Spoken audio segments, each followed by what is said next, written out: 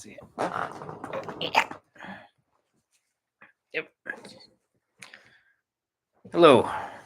No one's there yet, but I'm going to use this recording for other purposes too. There we go. Hello and welcome to Ruben and Gato. Right now, we're just getting ready, waiting for the presidential debates to start. I'm going to pull that up on the screen actually here. Don't worry. Smoking is totally legal in our state.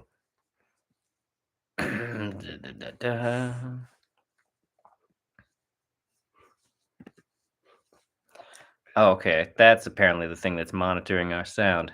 That's great.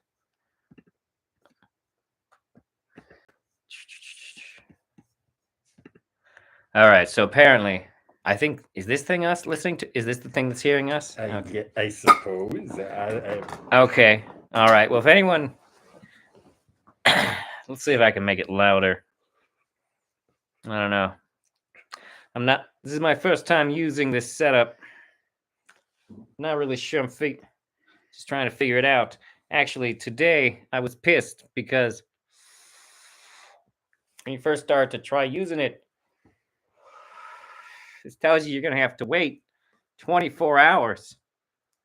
And I was like, fuck. I'm going to have to stream on Facebook, which, oof. And I can already tell that I need better internet. But this is an experiment.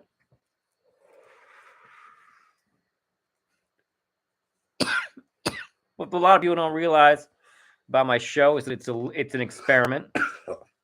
I'm training myself how to make content. It's you ever heard the expression, the first 500 are practice? Well, I've got including the stuff I've got on Spotify, I've got over 200 episodes. So I'm still practicing.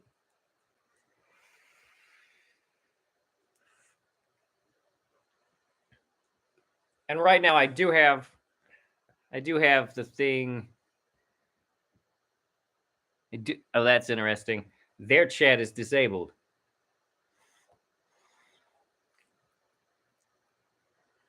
Yeah, I'm good. Yeah, we'll give that a break.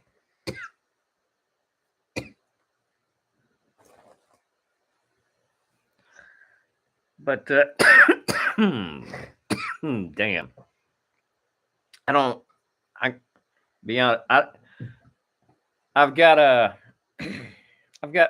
actually smoking Farm Bill weed,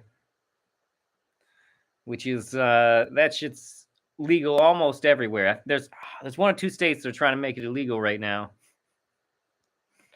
Farm Bill weeds. Gato, this is my buddy Gato. Hello. Gato, did you see my episode about Farm Bill weed? I saw some of it. Okay. But yeah, Farm Bill weed is weird for a number of reasons. One of which is that I can't. Okay, there. Finally got that joint to stop rolling.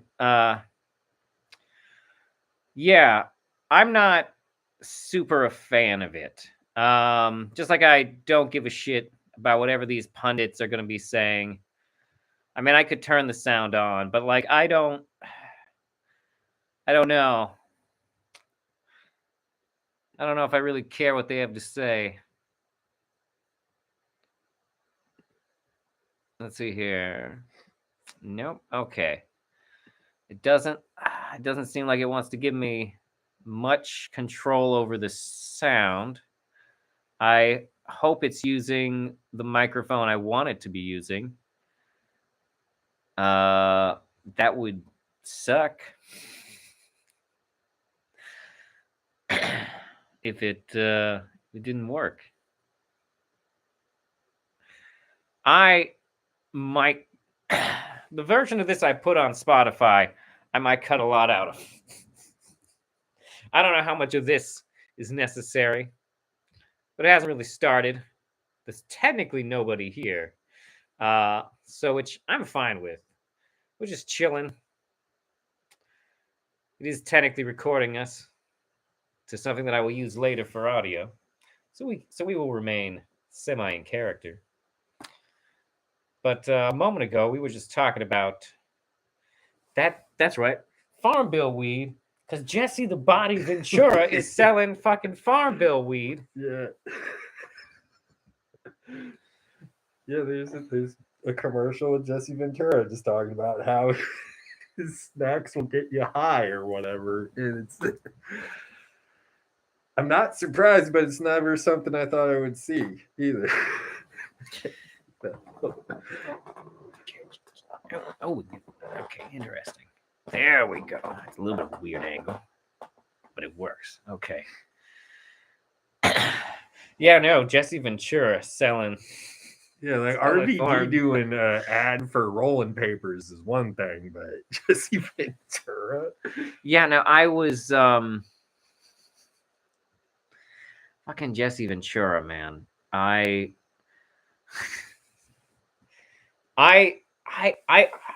paid attention to Jesse Ventura for a long time. I think Jesse Ventura is a very interesting person, and honestly, if he were to run for office again in a way that I were able to, I might vote for him.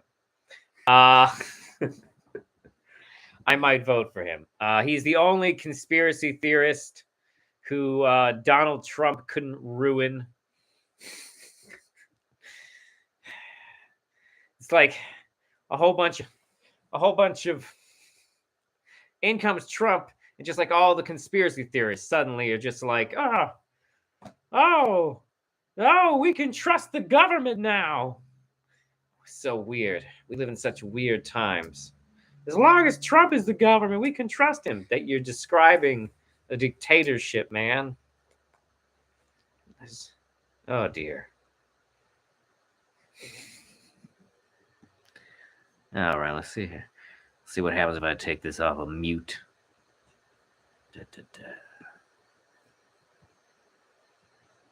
You know, in my experience, Gail, of prepping candidates for these debates is you've got both a strategic goal and a tactical goal. And the tactical goal is to have that viral breakout moment, that soundbite. And that's really important.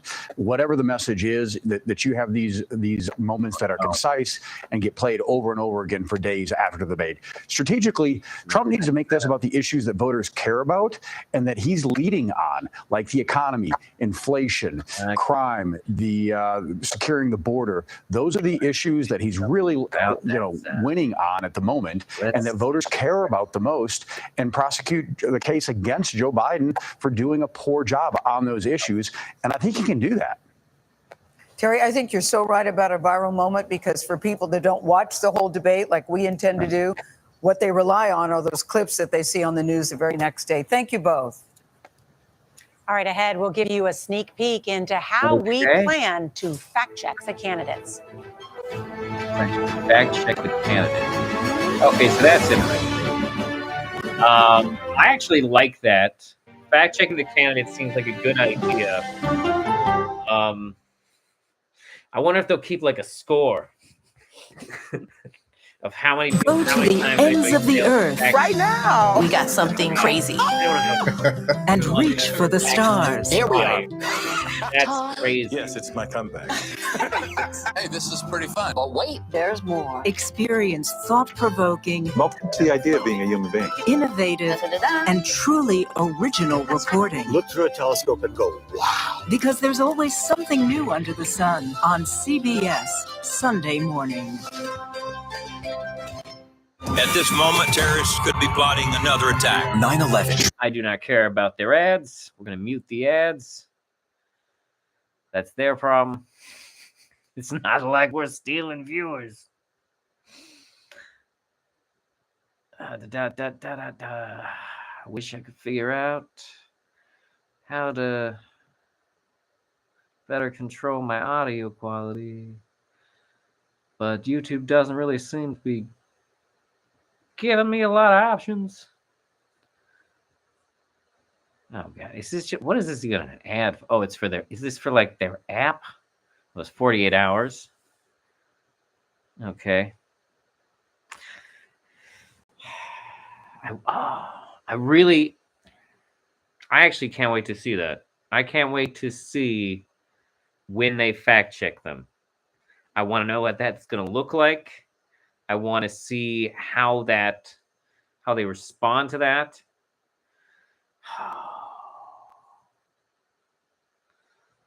Oh, I wonder if Trump will get in an argument with anybody.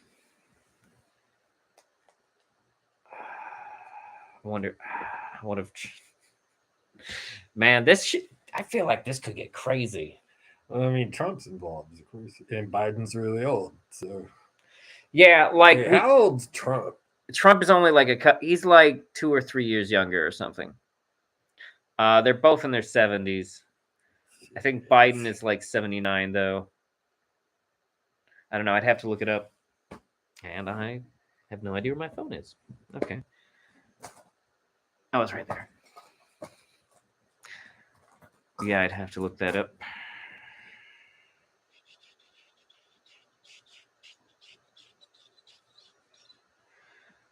I would definitely edit a lot of this stuff out.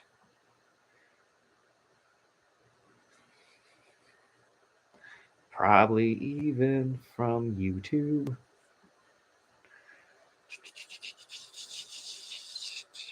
What am I doing? Right, I'm Googling their ages.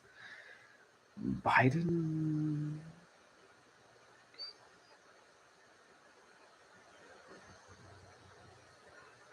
Oh shit, I was wrong. It's worse. Biden's age is 81.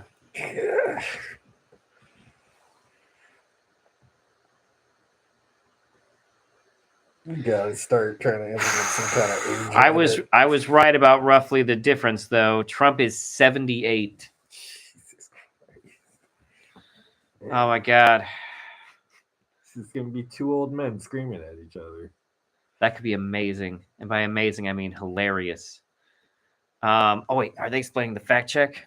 For just this debate, Nora, but for the entire campaign and for everything that falls into the disinformation, misinformation space. Forensic journalists, data journalists who will do this work 7 days a week from now until forever, basically. Tonight, we will unveil the CBS Confirmed team to take a look at the things that the campaigns and the candidates say tonight that most need a fact check. Either there's missing context or it's a complete falsehood. We will explain all of that and not just tonight, but throughout this process with the CBS Confirmed team, show our work. How did we reach the conclusion to verify something is true or identify it as something false or something in between? We'll not only explain the verdict we've reached, but how we got there. That's excellent. I think we're all looking forward to that. It's such an important element of what we do is fact checking this. I also just think about having covered so many presidential contests, we usually have the candidates lay out big pieces of policy, like their tax plan or their health plan, or in the case of Trump, who has talked about a lot of things that he was going to unveil. It just hasn't happened. There's no big policy discussion. Think about how much we used to talk about healthcare. I mean, in the Obama years, and it was a constant. And then in the Democratic primary, I mean, one of the things. I'm gonna have to figure out that noise thing. But anyways, yeah, no, it's this one. This campaign, I wrote this joke, which is that we are watching a presidential campaign between the grandpa everyone says that keeps telling you this could be their last Christmas, and that racist uncle who has like a string of felony convictions. Like that's who's running.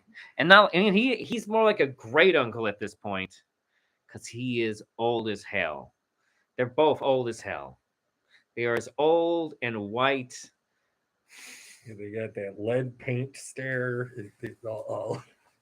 Like, here's the thing, though, is that like a lot of people are worried about Biden's cognition, but I have to be honest, like Biden has been saying stupid shit his entire political career. Like, he is like, even when he was like in his 50s, they were talking about the Biden gaffe.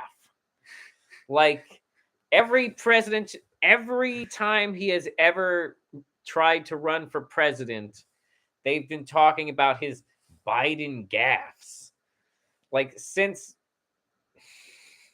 back when he was VP. So like it's not like that's new. So that might not be as big an indicator as people are afraid it is, because he's always said weird shit. But he is still really old. I don't know. He could be losing it. He seems pretty cognizant most of the time.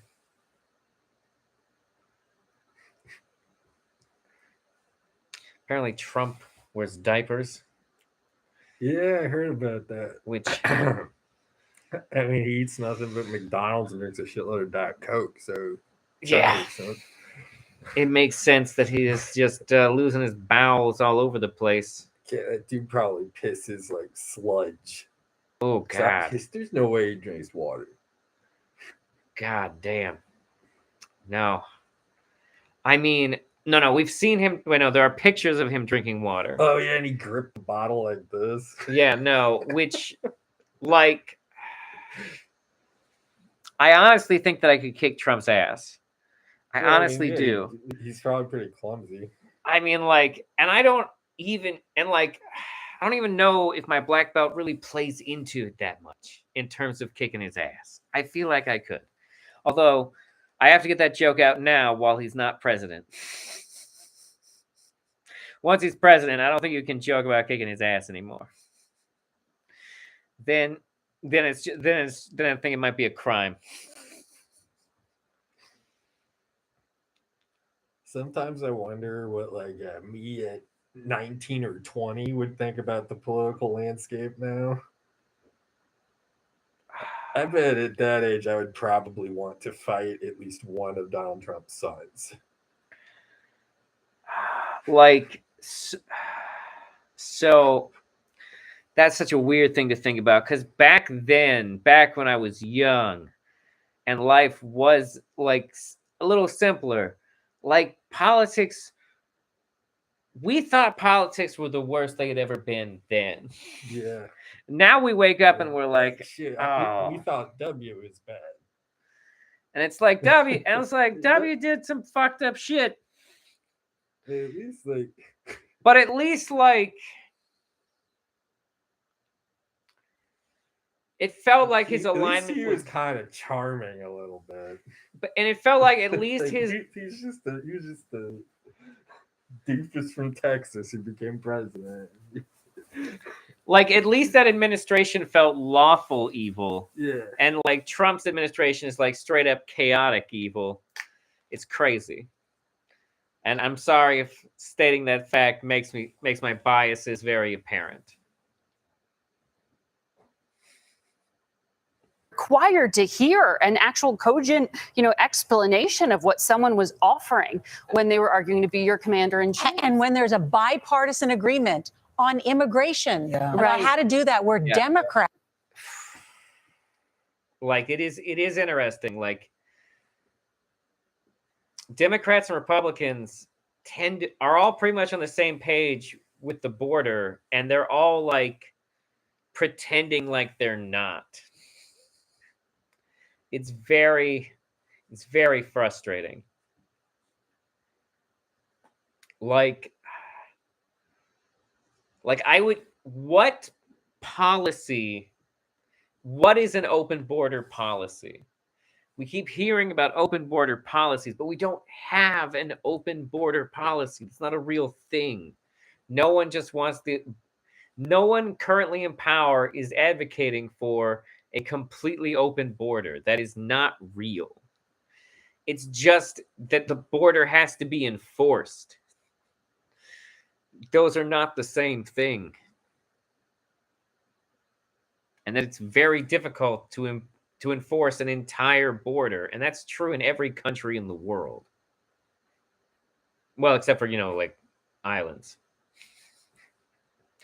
Although, no, you could sneak up on an island with a boat. Get yourself a little rowboat. Find yourself an island to go to. Sneak up on it in the middle of the night. Next thing you know, you live on an island.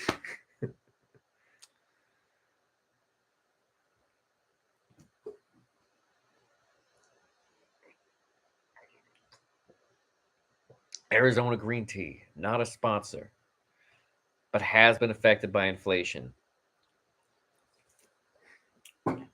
Back in my day, an Arizona green tea was 99 cents, and it stayed that way for over a decade. How much is it now? I think you might still be able to get for 99 cents some places, but they've taken it off the can, and I believe most places now have for like $1.49, which is the first time it's ever gone up, ever, which is crazy, actually. Like, Arizona iced tea has been 99 cents since before, like, I was in college, I think. That's crazy. And also crazy that I now date me being in college is something that was a while ago. God damn it. Shit.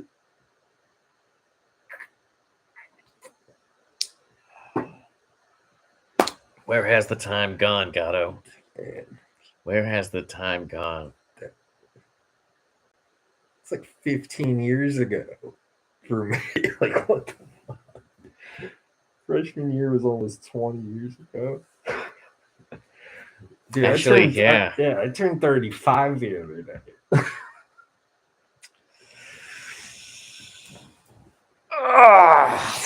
Somebody's here. Oh, hello, person who's here. People have been dropping in and out. They don't stay long. Oh, yep. See, there we go. This is an experiment. It's all an experiment.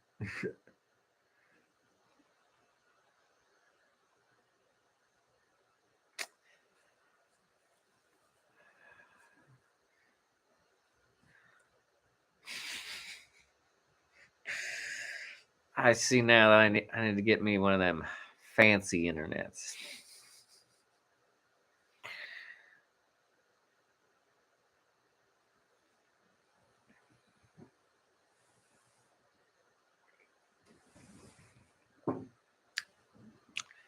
We got this. In the history of our country. This is a CBS News special, America Decides, the first presidential debate. Now reporting, Norah O'Donnell. Good evening. We are just moments away from one of the most consequential events of this presidential campaign. President Biden and former President Trump face off in the first debate of the general election. The two meeting for the first time. Visions for America. This is also a chance for you, the voters, to judge the candidates in one of the only face-to-face confrontations before the election. Our CBS News team will be back after the debate for analysis and fact-checking. Now to Atlanta for the first presidential debate hosted by CNN. Nation's highest office. Each will make his case to the American people with just over 4 months until Election Day. Good evening. I'm Dana Bash, anchor of CNN's Inside Politics and co-anchor of State of the Union. I'm Jake Tapper, anchor of CNN's The Lead and co-anchor of State of the Union. Dana and I will co-moderate this evening. Our job is to facilitate a debate between the two candidates tonight. I've heard about this, Jake. Before we introduce them, we want to share the rules of the debate with the audience at home. Former President Trump will be on the left side of the screen. President Biden will be appearing on the right. A coin toss determined their positions. Each candidate will have 2 minutes to answer a question and 1 minute each for responses and rebuttals. An additional minute for follow-up, clarification, or response is at the moderator's discretion. When it's time for a candidate to speak, his microphone will be turned on and his opponent's microphone will be turned off. Should a candidate interrupt when his microphone is muted, he will be difficult to understand for viewers at home. Did you know, at the end of the debate, each candidate will get 2 minutes for closing statements. There is no studio audience tonight. Pre-written notes, props, or contact with campaign staff are not permitted during the debate. By accepting our invitation to debate, both candidates and their campaigns agreed to accept these rules. So now they can just please welcome the 46th President of the United States, Joe Biden. Here I have. Okay, here he comes. Okay. And please welcome the 45th President of the United States, Donald Trump. Donald Trump walking with all the swagger of a man in a diaper. John? Gentlemen, thanks so much for being here. Let's begin the debate, and let's start with the issue that voters consistently say is their top concern, the economy. President Biden, inflation has slowed, but prices remain high. Since you took office, the price of essentials has increased. For example, a basket of groceries that cost $100 then now costs more than $120. And typical home prices have jumped more than 30%. I was actually worried. What do you say to voters who feel they are worse off under your presidency than they were under President Trump? We got to take a look at what I was left when I became president and what Mr. Trump left me. We had an economy that was in free fall. The pandemic was so badly handled. Many people were dying. All he said was, it's not that serious. Just inject a little bleach in your arm. You'll be all right. The economy collapsed. There were no jobs. Unemployment rate rose to 15%. It was terrible. And so what we had to do is try to put things back together again. He sounds like That's he's losing his exactly what we voice. began to do. We created 15,000 new jobs. We brought out the position where we have 800,000 new manufacturing jobs. But there's more to be done. There's more to be done. Working class people are still in trouble. I come from Scranton, Pennsylvania. I come from a household where the kitchen table, if the things weren't able to be met during the month, was a problem. Price of eggs, the price of gas, the price of Get that man a glass of water, for Christ's sake. That's why I'm working so hard to make sure I deal with those problems. Get him And we're some going to make water. sure that Somebody, we reduce the price of housing. We're going to make sure we build 2 million new units. We're going to make sure we cap rents so corporate greed can't take over. The combination that I was left with in corporate greed is the reason why we're in this problem right now. In addition to that, we're in a situation where if you take a look at all that was done in his administration, he didn't do much at all. By the time he left, things were in chaos, literally chaos. And so we put things back together. We created, I said, those jobs. We make sure we had a situation where we brought down the price of prescription drugs, which is a major issue for many people, to $15 for a insulin shot as opposed to $400. No senior has to pay more than $200 for any drug, all the drugs they could include beginning next year. And the situation is and we're going to make that available to everybody, to all Americans. So we're working to bring down the price of around the kitchen table, and that's what we're going to get done. Water. Thank you, President Trump. We had the greatest economy in the history of our country. We have never done so well. Everybody was amazed by it. Other countries were copying us. We got hit with COVID. And when we did, we spent the money necessary so we wouldn't end up in a Great Depression, the likes of which we had in 1929. By the time we finished, so we did a great job. We got a lot of credit for the economy, a lot of credit for the military, and no wars and so many other things. Everything was rocking good. But the thing we never got the credit for, and we should have, is getting us out of that COVID mess. He created mandates that was a disaster for our country. But other than that, we had given them back a country where the stock market actually was higher than pre-COVID, and nobody thought that was even possible. The only jobs he created are for illegal immigrants and bounce back jobs, the bounce back from the COVID. He has not done a good job. He's done a poor job, and inflation's killing our country. It is absolutely killing us. Thank you, President Biden. Well, look, the greatest economy in the world. He's the only one who thinks that, I think. I don't know anybody else who thinks that we have the greatest economy in the world. And, the fact of the matter is that we found ourselves in a situation where his economy, he rewarded the wealthy. He had the largest tax cut in American history, $2 trillion. He raised a deficit larger than any president has in any one term. He's the only president other than Herbert Hoover who's lost more jobs than he had when he began, since Herbert Hoover. The idea that he did something that was significant. And the military, when he was president, they were still killing people in Afghanistan. He didn't do anything about that. When he was president, we were still finding ourselves in a position where you had a notion that we were this safe country. Truth is, I'm the only president this century that doesn't have this decade, that doesn't have any troops dying anywhere in the world like he did. President Trump, I want to follow up if I can. You want to respond to him? Well, I'm going to ask you a follow-up. You can do whatever you want with the minute that we give you. I want to follow up. You want to impose a 10% tariff on all goods coming into the U.S. How will you ensure that that doesn't drive prices even higher? It's not going to drive them higher. It's just going to cause countries that have been ripping us off for years, like China and many others, in all fairness to China, it's going to just force them to pay us a lot of money, reduce our deficit tremendously, and give us a lot of power for other things. But he made a statement. The only thing he was right about is I gave you the largest tax cut in history. I also gave you the largest regulation cut in history. That's why we had all the jobs. And the jobs went down and then they bounced back. And he's taking credit for bounce back jobs. You can't do that. He also said he inherited 9% inflation. No, he inherited almost no inflation, and it stayed that way for 14 months. And then it blew up under his leadership because they spent money like a bunch of people that didn't know what they were doing, and they don't know what they were doing. It was the worst, probably the worst administration in history. There's never been. And as far as Afghanistan is concerned, I was getting out of Afghanistan, but we were getting out with dignity, with strength, with power. He got out. It was the most embarrassing day in the history of our country's life. President Trump, over the last 8 years, under both of your administrations, the national debt soared to record highs.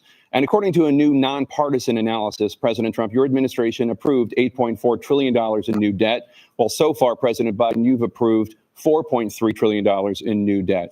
So, former President Trump, many of the tax cuts that you signed into law are set to expire next year. You want to extend them and go even further, you say.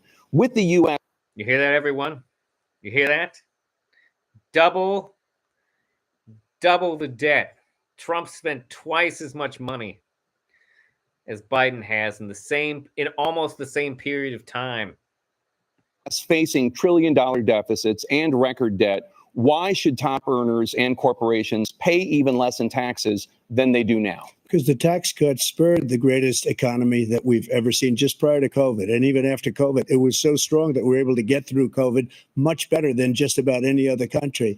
But we spurred, that tax spurred. Now, when we cut the taxes, as an example, the corporate tax was cut down to 21% from 39%, plus beyond that.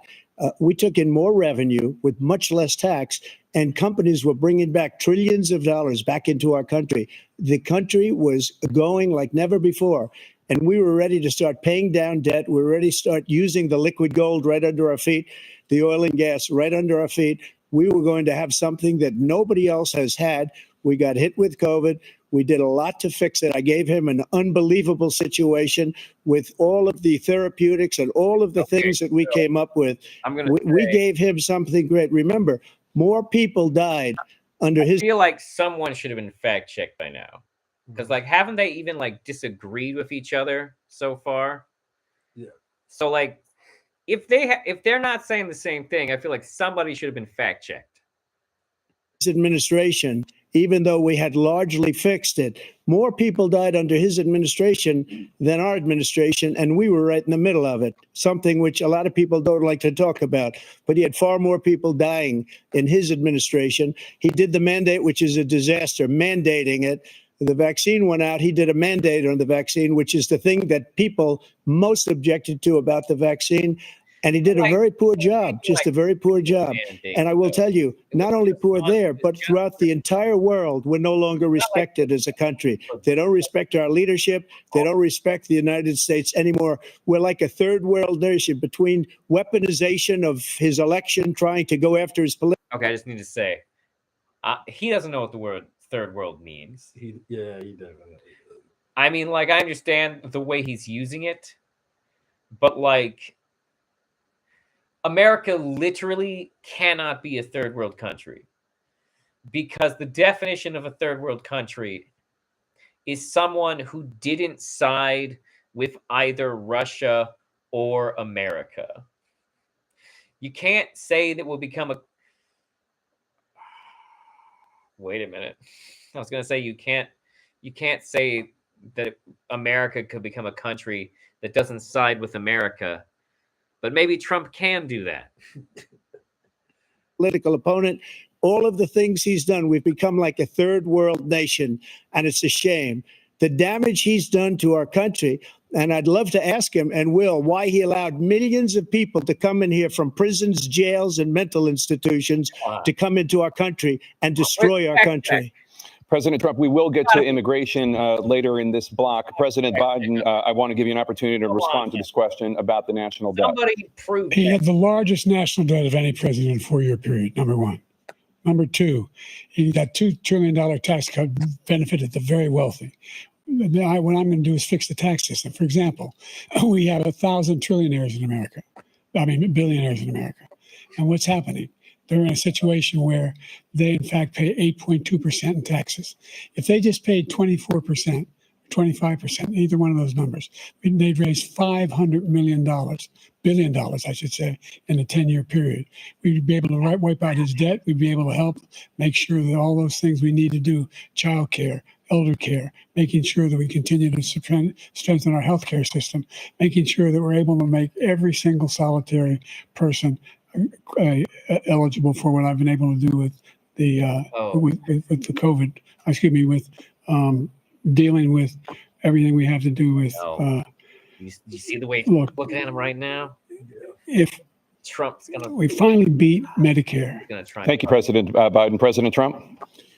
Well, he's right. He did beat Medicare. He beat it to death, and he's destroying Medicare because all of these people are coming in. They're putting them on Medicare. They're putting them on Social Security. They're going to destroy Social Security. This man is going to single-handedly destroy Social Security. These millions and millions of people coming in, they're trying to put them on Social Security. He will wipe out Social Security. He will wipe out Medicare. So he was right in the way he finished that sentence. And it's a shame. What's happened to our country in the last 4 years is not to be believed. Foreign countries, I'm friends with a lot of people, they cannot believe what happened to the United States of America. We're no longer respected. They don't like us. We give them everything they want, and they think we're stupid. They think we're very stupid people.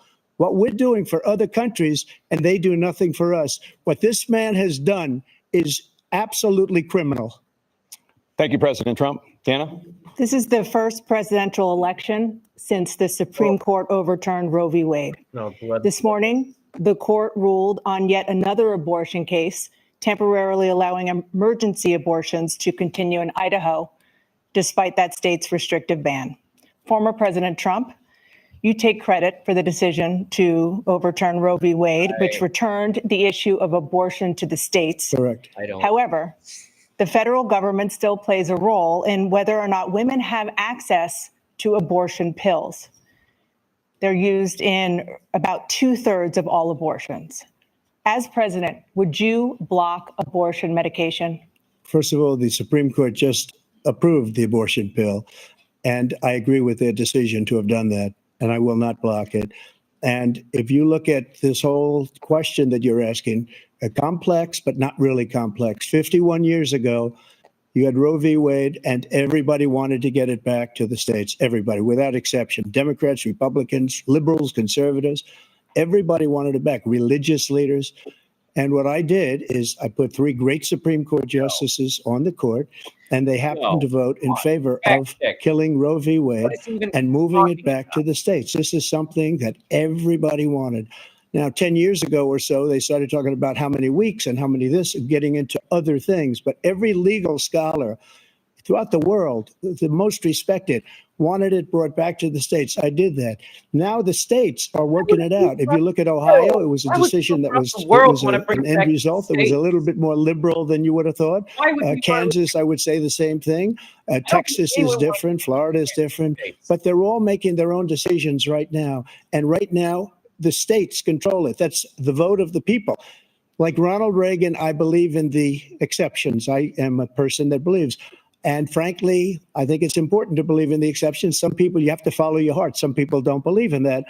But I believe in the exceptions for rape, incest, and the life of the mother. I think it's very important.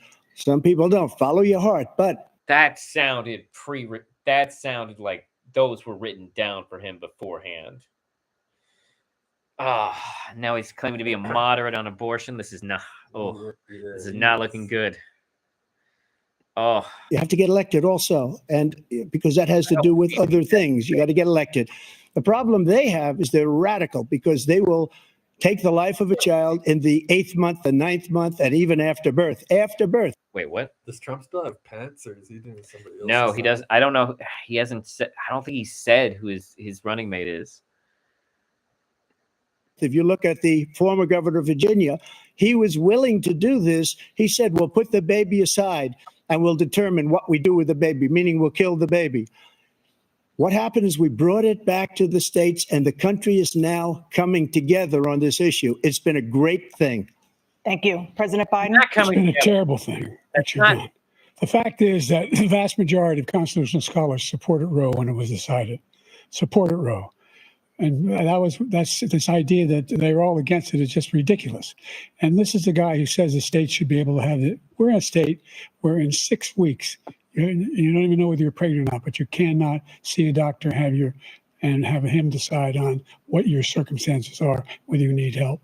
The idea that states are able to do this is a little like saying we're going to turn civil rights back to the states. Let each state have a different rule. Look, there's so many young women who have been, including a young woman who just was murdered, and he went to the funeral. The idea that she was murdered by an immigrant coming in, they talk about that. But here's the deal: there's a lot of young women who be raped by their in-laws, by their spouses, brothers and sisters, it's just ridiculous, and they can do nothing about it. And they try to arrest them when they cross state lines. Thank you. There have been many young women murdered by the same people he allows to come across our border. God. We have a border that's the most dangerous place anywhere in the world, considered the most dangerous place anywhere in the world. And he opened it up, and these killers are coming into our country, and they are raping and killing women. And it's a terrible thing. As far as the abortion is concerned, it is now back with the states. The states are voting. In many cases, it's frankly a very liberal decision. In many cases, it's the opposite. But they're voting, and it's bringing it back to the vote of the people, which is what everybody wanted, including the founders, if they knew about this issue, which frankly they didn't. But they would have. Everybody wanted brought back. Ronald Reagan wanted. And they didn't, because abortion, chemical abortion, has been normal for thousands of years. The churches used to do it. That's who used to do the abortions. The Bible specifically lays out when you can have a chemical abortion. And guess what? It's for adultery. If a husband suspects his wife is cheating on him, he can have an abortion. That's in the Bible. The movement started in like the 1800s to make abortion a problem. It's insane. Wanted it brought back. He wasn't able to get it. Everybody wanted it brought back, and many presidents had tried to get it back. I was the one to do it. And again, this gives it the vote of the people, and that's where they wanted it. Every legal scholar wanted it that way. Staying on the topic of abortion, President Biden, 7 states, I'll let you do that. This is the same topic. 7 states have no legal restrictions on how far into a pregnancy a woman can obtain an abortion. Do you support any legal limits on how late a woman should be able to terminate a pregnancy? I supported Roe v. Wade, which had 3 trimesters. The first time is between the woman and the doctor. Second time is between the doctor and an extreme situation. The third time is between the doctor, between the woman and the state. The idea that the politicians, that the founders wanted the politicians to be the ones making decisions about women's health is ridiculous. That's the last. No politician should be making that decision. A doctor should be making those decisions. That's how it should be run. That's what you're going to do. And if I'm elected, I'm going to restore Roe v. Wade. So that means he can take the life of the baby in the 9th month and even after birth, because some states, Democrat run. No, that is not what he said. That is not what he said, Trump. That is not what that means. Take it after birth. Again, the former governor of Virginia, put the baby down, then we decide what to do with it. So he's willing to, as we say, rip the baby out of the womb in the 9th month and kill the baby. Nobody wants that to happen, Democrat or Republican. Nobody wants it to happen. Like that's not. That is simply not true. that Roe v. Wade does not provide for that. That's not the circumstance. Only if a woman's life is in danger, she's going to die. That's the only circumstance in which that can happen. But we are not for late-term abortion, period. Under Roe v. Wade, you have late-term abortion. You can do whatever you want, depending on the state. You can do whatever you want. We don't. They have not fact-checked shit. I think they might be saving it for after or something.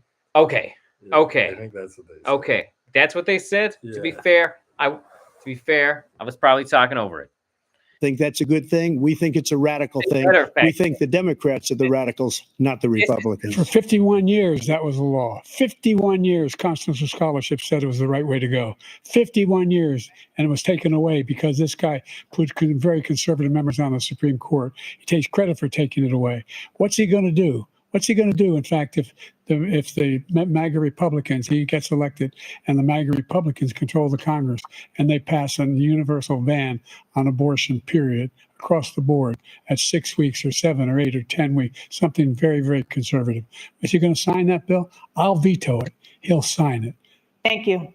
Let's turn now to the issue of immigration and border security. President Biden, a record number of migrants have illegally crossed the southern border on your watch. Overwhelming border states and overburdening cities such as New York and Chicago, and in some cases causing real safety and security concerns. Given that, why should voters trust you to solve this crisis? Because we worked very hard to get a bipartisan agreement that not only changed all of that, it made sure that we are in a situation where you had no circumstance where they could come across the border with the number of border police there are now. We significantly increased the number of asylum officers. By the way, the Border Patrol endorsed my position. In addition to that, we found ourselves in a situation where when he was president, he was separating babies from their mothers, putting them in cages, making sure the families were separated. That's not the right way to go. What I've done since I've changed the law, what's happened? I've changed it in a way that now you're in a situation where there are 40% fewer people coming across the border illegally. That's better than when he left office. And I'm going to continue to move until we get the total ban on the total initiative relative to what we're going to do with more Border Patrol and more asylum officers. President Trump? I really don't know what he said at the end of that sentence. I don't think he knows what he said either. Look, we had the safest border in the history of our country. The border, all he had to do was leave it. All he had to do was leave it. He decided to open up our border, open up our country to people that are from prisons, people that are from mental institutions, insane asylum, terrorists. We have the largest number of terrorists coming into our country right now, all terrorists, all over the world, not just in South America, all over the world. They come from the Middle East, everywhere, all over the world, they're pouring in. And this guy just left it open. And he didn't need legislation because I didn't have legislation. I said, close the border. We had the safest border in history. In that final couple of months of my presidency, we had, according to Border Patrol, who is great, and by the way, who endorsed me for president, but I won't say that, but they endorsed me for president. Brandon, just speak to him. But look, we had the safest border in history. Now we have the worst. I think it's interesting that how much Trump defers to the concept of credit, how much he defers to like, oh, by the way, these people like me, and these people like me, and these people like me. Like, it's wild to me that people don't understand the problem with that type of rationalization. Like, that's not really an argument. You're just trying to get people to think that you should be trusted because you got other people to trust you. He said, once again, he's exaggerating, he's lying. President Trump, staying on the topic of immigration, you've said that you're going to carry out, quote, the largest domestic deportation operation in American history, unquote. Does that mean that you will deport every undocumented immigrant in America, including those who have jobs, including those whose spouses are citizens, and including those who have lived here for decades? And if so, how will you do it? Just 1 second. He said we killed 3 people. The people we killed are al-Baghdadi and Soleimani, the 2 greatest terrorists, biggest terrorists anywhere in the world. And it had a huge impact on everything, not just border, on everything. He's the one that killed people with the bad water, including hundreds of thousands of people dying and also killing our citizens when they come in. We are living right now in a rat's nest. They're killing our people in New York, in California, in every state in the union, because we don't have borders anymore. Every state is now a border. And because of his ridiculous, insane, and very stupid policies, people are coming in and they're killing our citizens at a level that we've never seen. We call it migrant crime. I call it Biden migrant crime. They're killing our citizens at a level that we've never seen before. And you're reading it like these three incredible young girls over the last few days. One of them, I just spoke to the mother, and they just had the funeral for this girl, 12 years old.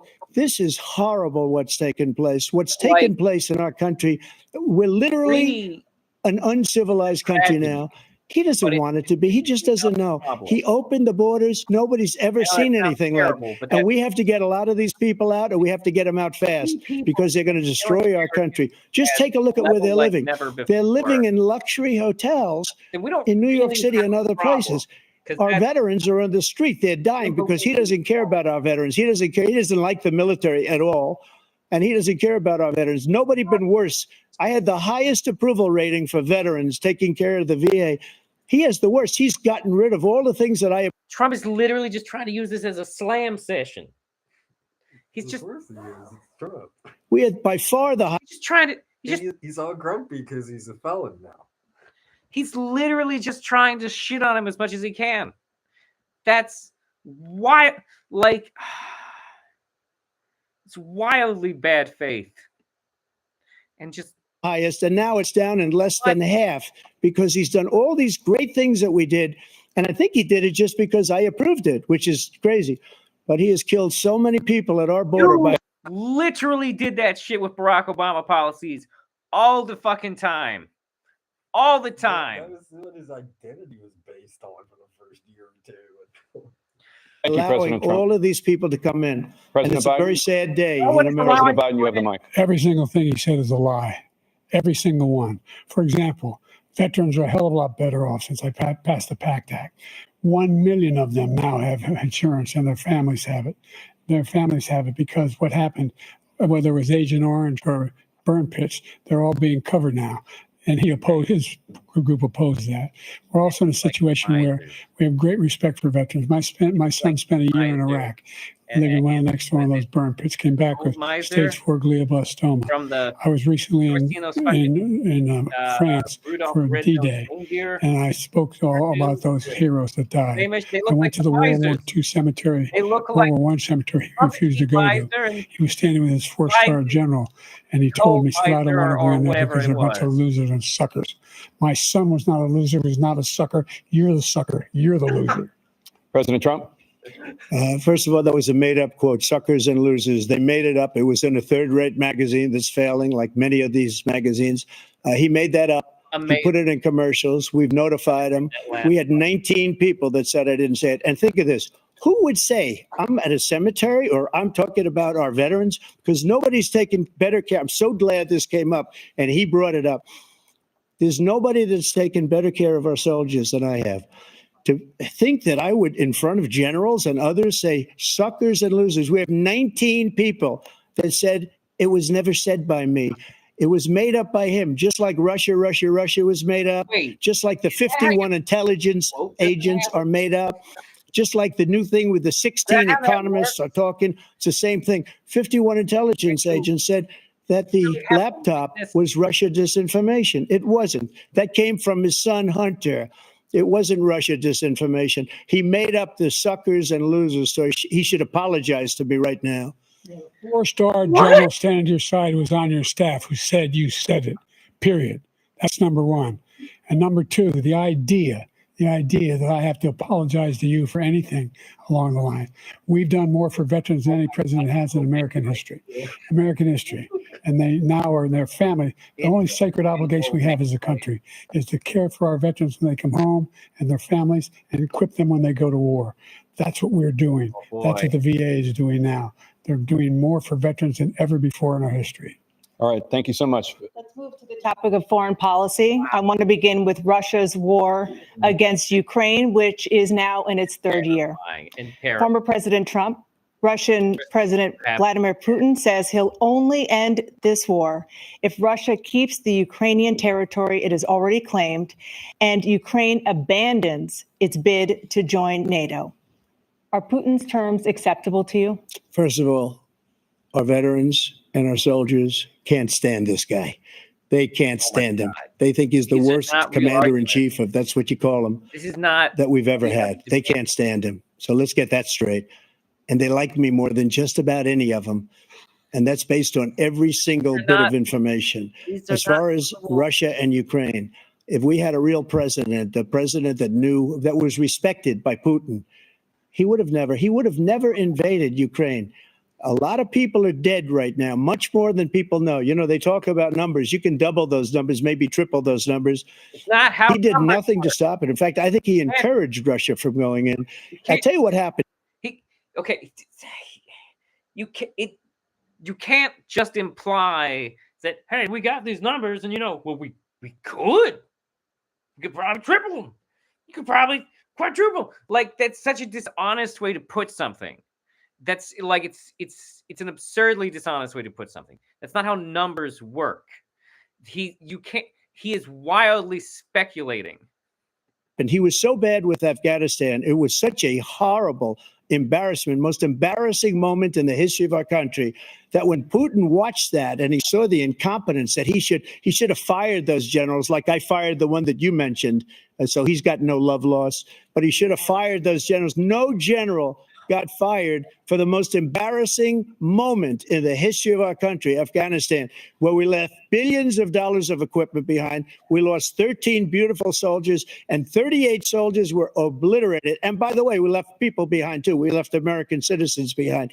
When Putin saw that, he said, you know what? I think we're going to go in and maybe take this was his dream. I talked to him about it, his dream. The difference is he never would have invaded Ukraine, never. Just like Israel would have never been invaded in a million years. Shut the fuck up. Maybe Israel wouldn't have been invaded if you hadn't moved the embassy to Jerusalem and your son-in-law hadn't offered the Palestinians a garbage deal. By Hamas. You know why? Because Iran was broke with me. I wouldn't let anybody do business with them. They ran out of money. They were broke. They had no money for Hamas. They had no money for anything, no money for terror. That's why you had no terror at all during my administration. Let's pretend like terrorists aren't also funded by Saudi Arabia. Do you think all terrorists were funded by Iran? Iran's not even the richest of those countries. This place, the whole world is blowing up under him. Or do you just pretend like that because Saudi Arabia let you touch the orb?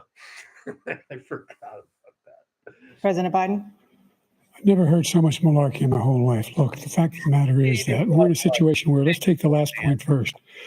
Iran attacked American troops, caused brain damage for a number of these troops, and he did nothing about it. Recently, not when he was president, they attacked. He said they're just having headaches. That's all it is. He didn't do a thing when the attack took place, number one. Number two, we got over 100,000 Americans and others out of Afghanistan during that airlift. Number three, we found ourselves in a situation where if you take a look at what Trump did in Ukraine, this guy told Trump, do whatever you want and do whatever you want. And that's exactly what Trump did to Putin, encourage him, do whatever you want. And he went in. And listen to what he said when he went in. He was going to take Kyiv in 5 days, remember? Because it's part of the old Soviet Union. That's what he wanted to reestablish, Kyiv. And he, in fact, didn't do it at all. He wasn't able to get it done. And they've lost thousands and thousands of troops, 500,000 troops. President Trump, I never come back said to that. you for 1 minute. I just want to go back to my original question, which is, are Putin's terms acceptable to you? Keeping the territory in Ukraine? No, they're not acceptable. But look, this is a war that never should have started. If we had a leader in this war, he led everybody along. He's given $200 billion now or more to Ukraine. He's given $200 billion. That's a lot of money. I don't think there's ever been anything like it. We didn't give them money. We unfroze a series of their assets.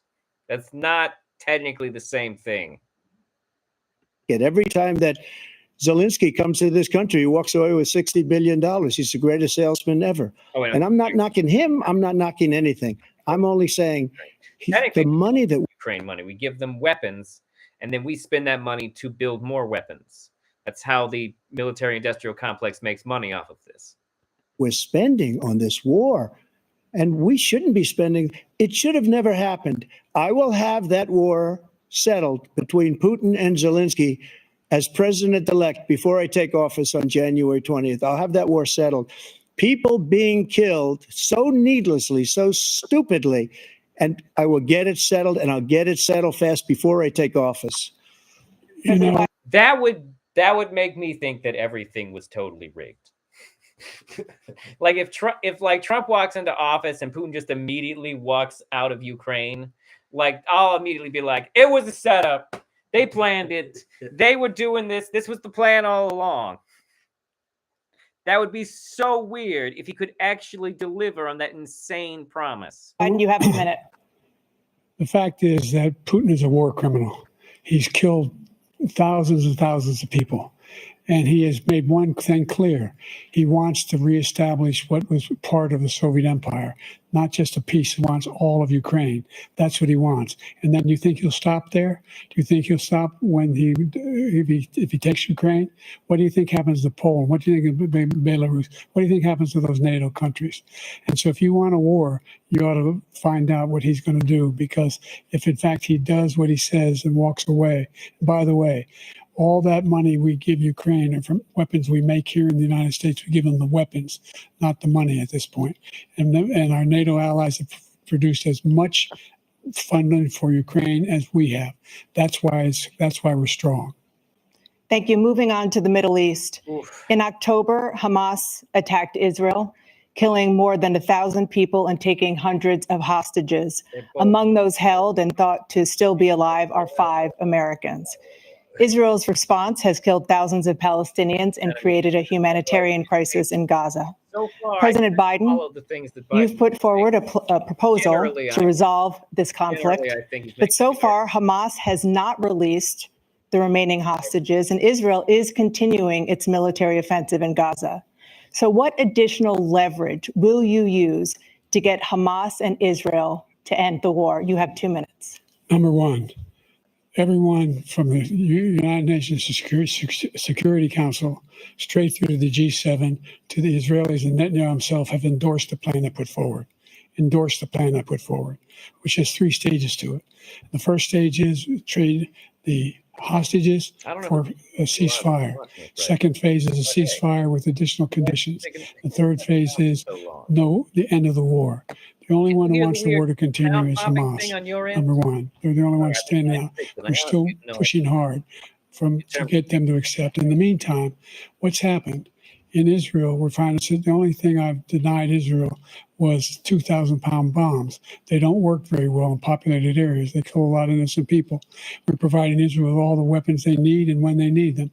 And by the way, I'm the guy that organized the world against Iran when they had a full-blown intercontinental ballistic missile attack on Israel. No one was hurt. No one Israeli was accidentally killed, and it just stopped. We saved Israel. We are the biggest producer of support for Israel of anyone in the world. And so there are 2 different things. Hamas cannot be allowed to be continued. We continue to send our experts and our intelligence people as to how they can get Hamas like we did bin Laden. You don't have to do it. And by the way, they've been greatly weakened, Hamas, greatly weakened, and they should be. They should be eliminated. But you've got to be careful for using certain weapons among population centers. Just going back to Ukraine for 1 second. I mean, that would be. We have an ocean separating us. The European nations together have spent $100 billion, or maybe more than that, less than us. Why doesn't he call them and say, you got to put up your money like I did with NATO? I got them to put up hundreds of billions of dollars. The Secretary General of NATO said Trump did the most incredible job I've ever seen. They wouldn't have any. They were going out of business. We were spending almost 100% of the money was paid by us. He didn't do that. He's getting you got to ask these people to put up the money. We're over $100 billion more spent, and it has a bigger impact on them because of location, because we have an ocean in between. You got to ask them. As far as Israel and Hamas, Israel's the one that wants to go. He said the only one who wants to keep going is Hamas. Actually, Israel is the one, and you should let him go and let him finish the job. He doesn't want to do it. He's become like a Palestinian, but they don't like him because he's a very bad Palestinian. He's a weak one. President Biden, you have a minute. Wow. I've never heard so much foolishness. This is a guy who wants to get out of NATO. You're going to stay in NATO? He's going to pull out of NATO. Okay, The idea that we have. I want you to think about everything that Trump just said there. And I want you to honestly tell me that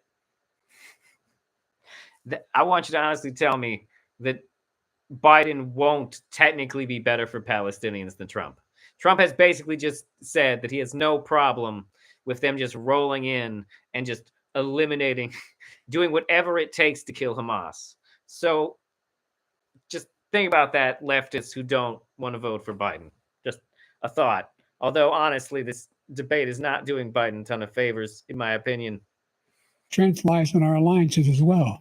It may be a big ocean, but we're ever able to avoid a war in Europe, a major war in Europe? What happens if, in fact, you have Putin continue to go into NATO? We have an Article 5 agreement. Attack on one is attack on all. You want to start the nuclear war he keeps talking about, go ahead. Let Putin go in and control Ukraine and then move on to Poland and other places. See what happens then. He has no idea what the hell he's talking about.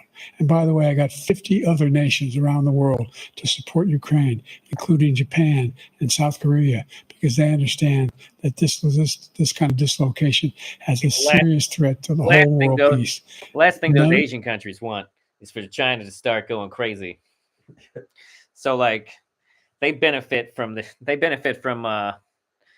not letting people invade shit right now. No major war in Europe has ever been able to be contained just to Europe.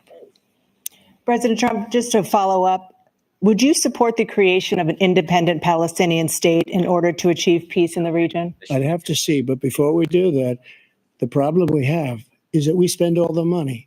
So they kill us on trade. I made great trade deals with the European nations because if you add them up, they're about the same size economically. Their economy is about the same size as the United States. And they were no cars, they don't want anything that we have, but we're supposed to take their cars, their food, their everything, their agriculture. I changed that. The market. But the big thing I changed is they don't want to pay. And the only reason that he can play games with NATO is because I got them to put up hundreds of billions of dollars. I said, and he's right about this, I said, no, I'm not going to support NATO if you don't pay. They asked me that question, would you guard us against Russia at a very secret meeting of the 28 states at that time, nations at that time? And I said, no, if you don't pay, I won't do that. And you know what happened? Billions and billions of dollars came flowing in the next day and the next months. But now we're in the same position. We're paying everybody's bills. Let's turn to the issue of democracy. Former President Trump, I want to ask you about January 6, 2021. After you rallied your supporters that day, some of them stormed the Capitol to stop the constitutionally mandated counting of electoral votes. As president, you swore Oh, he's about to ask about January 6th. an oath to, quote, preserve, protect, and defend, unquote, the Constitution. What do you say to voters who believe that you violated that oath through your actions and inaction on January 6th and worry that you'll do it again? Well, I don't think too many believe that. And let me tell you about January 6th. On January 6th, we had a great border. Nobody coming through, very few. On January 6th, we were energy independent. On January 6th, we had the lowest taxes ever. We had the lowest regulations ever. On January 6th, we were respected all over the world. All over the world, we were respected. And then he comes in, and we're now laughed at. We're like a bunch of stupid people. What happened to that is wild framing for January 6th. That is wild way to approach this question. Holy shit. He didn't even bring it up. He's just like, yeah. That's like,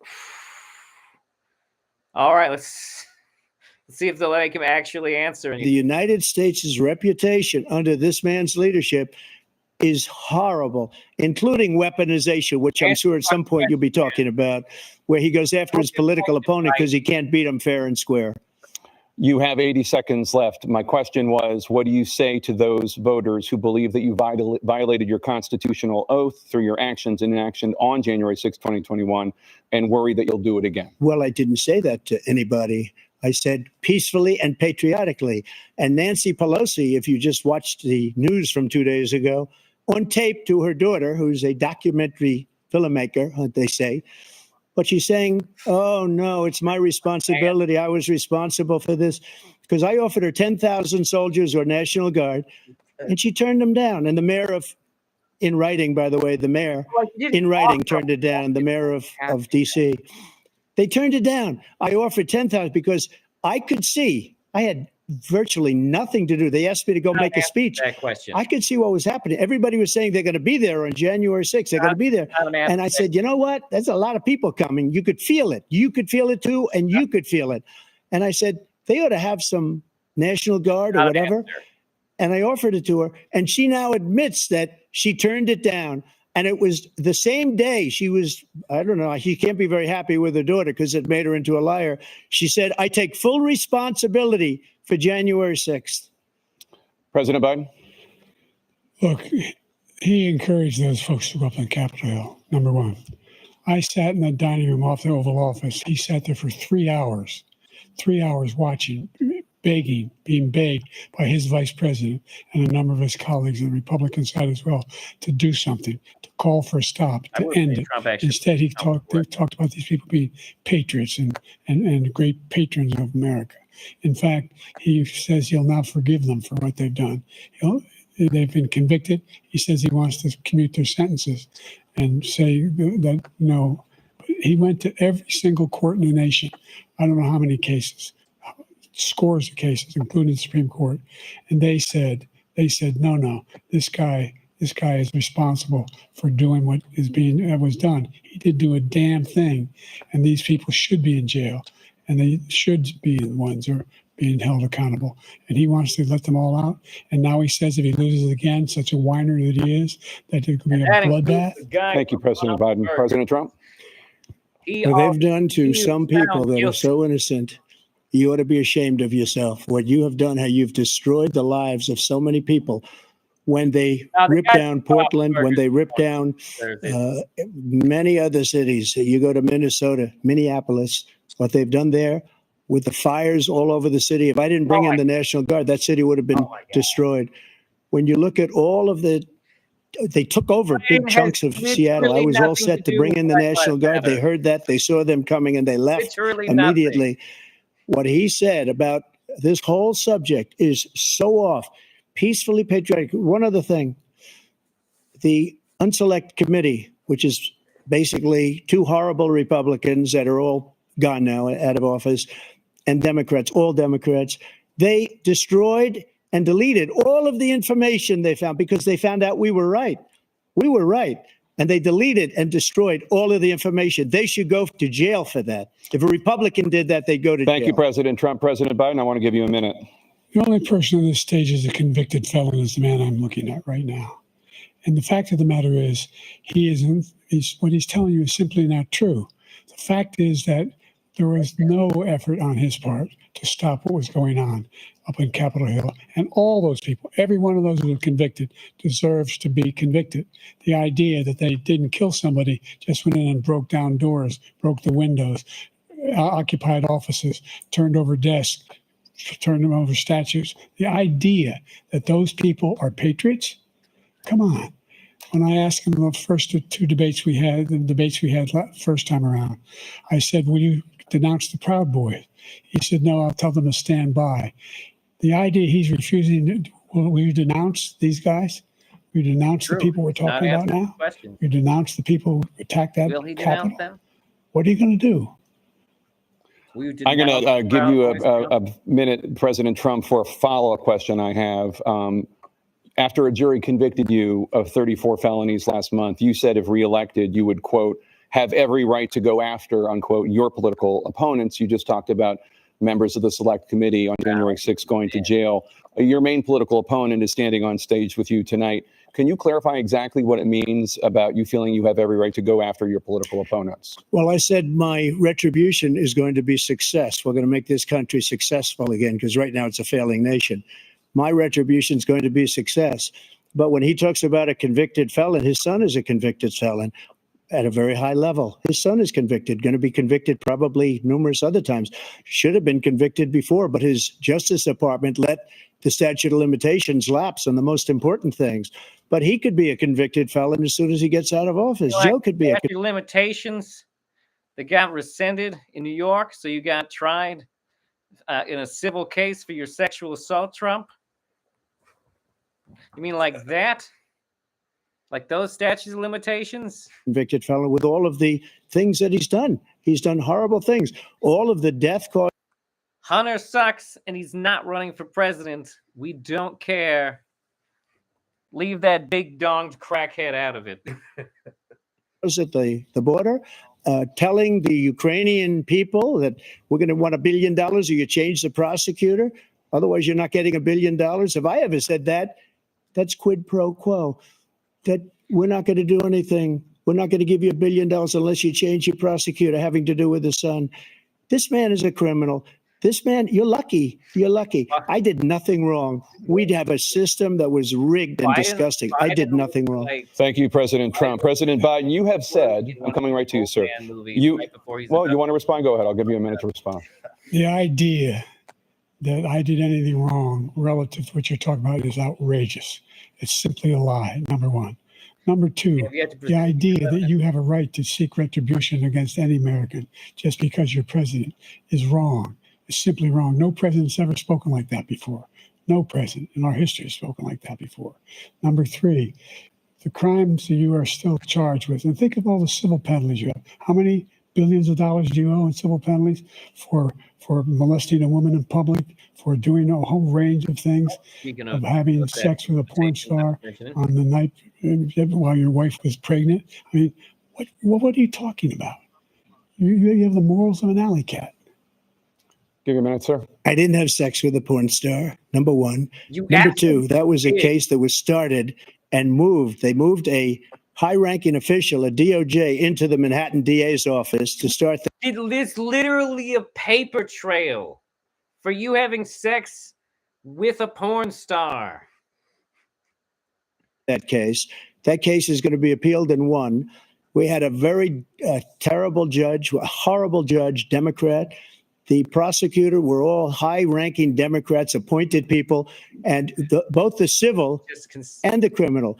He basically went after his political opponent because he thought it was going to damage me. But when the public found out about these cases, because they understand it better than he does, he has no idea what these cases are. But when they found out about these cases, you know what they did? My poll numbers went up, way up. You know that because you're reporting it. And we took in more money in the last 2 weeks than we've ever taken in the history of any campaign. I don't think any campaign has ever taken. Hundreds of millions of dollars came pouring in because the public knows it's a scam and it's a guy that's after his political opponent because he can't win fair and square. Thank you, President Trump. President Biden, you have said, quote, Donald Trump and his MAGA Republicans are determined to destroy American democracy. Do you believe that the tens of millions of Americans who are likely to vote for President Trump will be voting against American democracy? The more they know about what he's done, yes. The more they know about what he's done. And there's a lot more coming. He's got a lot of cases down the road coming around. He's got a whole range of issues he has to face. I don't know what the juries will do, but I do know he has a real problem. And so the fact that, could you ever think you heard any president say that I'm going to seek retribution? Did you ever hear any presidents say that I thought Hitler had some good ideas? What got me involved to run in the first place after my son had died, I decided in Iraq, because of Iraq. I said I wasn't going to run again until I saw what happened in Charlottesville, Virginia. People coming out of the woods carrying swastikas on torches, and singing the same anti-Semitic bile they sang when back in Germany, and the young woman got killed. I spoke to the mother, and they asked him. They said, "What do you think of those people? The ones who got killed, the one who tried to stop it, and the ones," he said, "I think they're fine people on both sides." What American president would ever say Nazis coming out of fields carrying torches, singing the same anti-Semitic bile, carrying swastikas were fine people. This is a guy who says Hitler's done some good things. I'd like to know what they are. He also Good said things that Hitler's done. Ghislaine That's what he Maxwell said. was a fine This guy has no sense of American democracy. President Trump. But Jake, nobody both cares. of you know that story has been totally wiped out because when you see the sentence, it said 100% exoneration on this. So he just keeps it going. He says he ran because of Charlottesville. He didn't run because of Charlottesville. He ran because it was his last chance. He's not equipped to be president. You know it, and I know it. It's ridiculous. We have a debate. We're trying to justify his presidency. His presidency, he's without question the worst president, the worst presidency in the history of our country. We shouldn't be having a debate about it. There's nothing to debate. He made up the Charlottesville story, and you'll see it's debunked all over the place. Every anchor every reasonable anchor has debunked it. And just the other day, it came out where it was fully debunked. I've seen the video of you talking nonsense story. about He knows that, and he didn't run because of Charlottesville. He used that What as an has been excuse to debunked run. about Charlottesville? President Biden. And debunked. It happened. All you have to do is There were listen to what was Nazis. said at the time. Everyone was killed And the by idea a that car. somehow that's the And only you reason said I that ran. thing. What I do you ran mean? because I was worried a guy like this guy could get elected. If he thought they were good people coming out of that forest, carrying those woods, carrying those torches, then he didn't deserve to be president. Didn't deserve to be president at all. Bro. And the idea that he's talking about all this being fabricated, we saw with our own eyes. We saw what happened on January 6th. We saw the people breaking through the windows. We saw people occupying his own vice president. Look, there's a reason why 40 of his 44 top cabinet officers refused to endorse him this time. His vice president hasn't endorsed him this time. So why? Why? They know him well. They serve with him. Why are they not endorsing him? Thank you, President Biden. We're going to be right back with more from the CNN presidential debate. Good point, Crypt Keeper. You really nailed elderly penguin. How you doing there, Gato? Oh, geez, that was Yeah, we can. intense right at the end. Let's see here. I can actually even skip through these. I remember watching if that happened. Yeah, no, that shit was crazy. Like, the fact that Trump can even attempt to deny these things is pretty wild. Like, I've seen video of all three of those things that I said. Unless Biden is just, unless Trump's just incoherently referencing something completely different. Okay, here we go. News 24/7. A CBS News investigation. Nope, still an ad. Okay. But anyways, yeah, no. Shit is crazy. Like, this is easily the bitchiest, most complainiest, most like this watching this debate is actually like watching someone go to your place of work and slap the dick out of your mouth.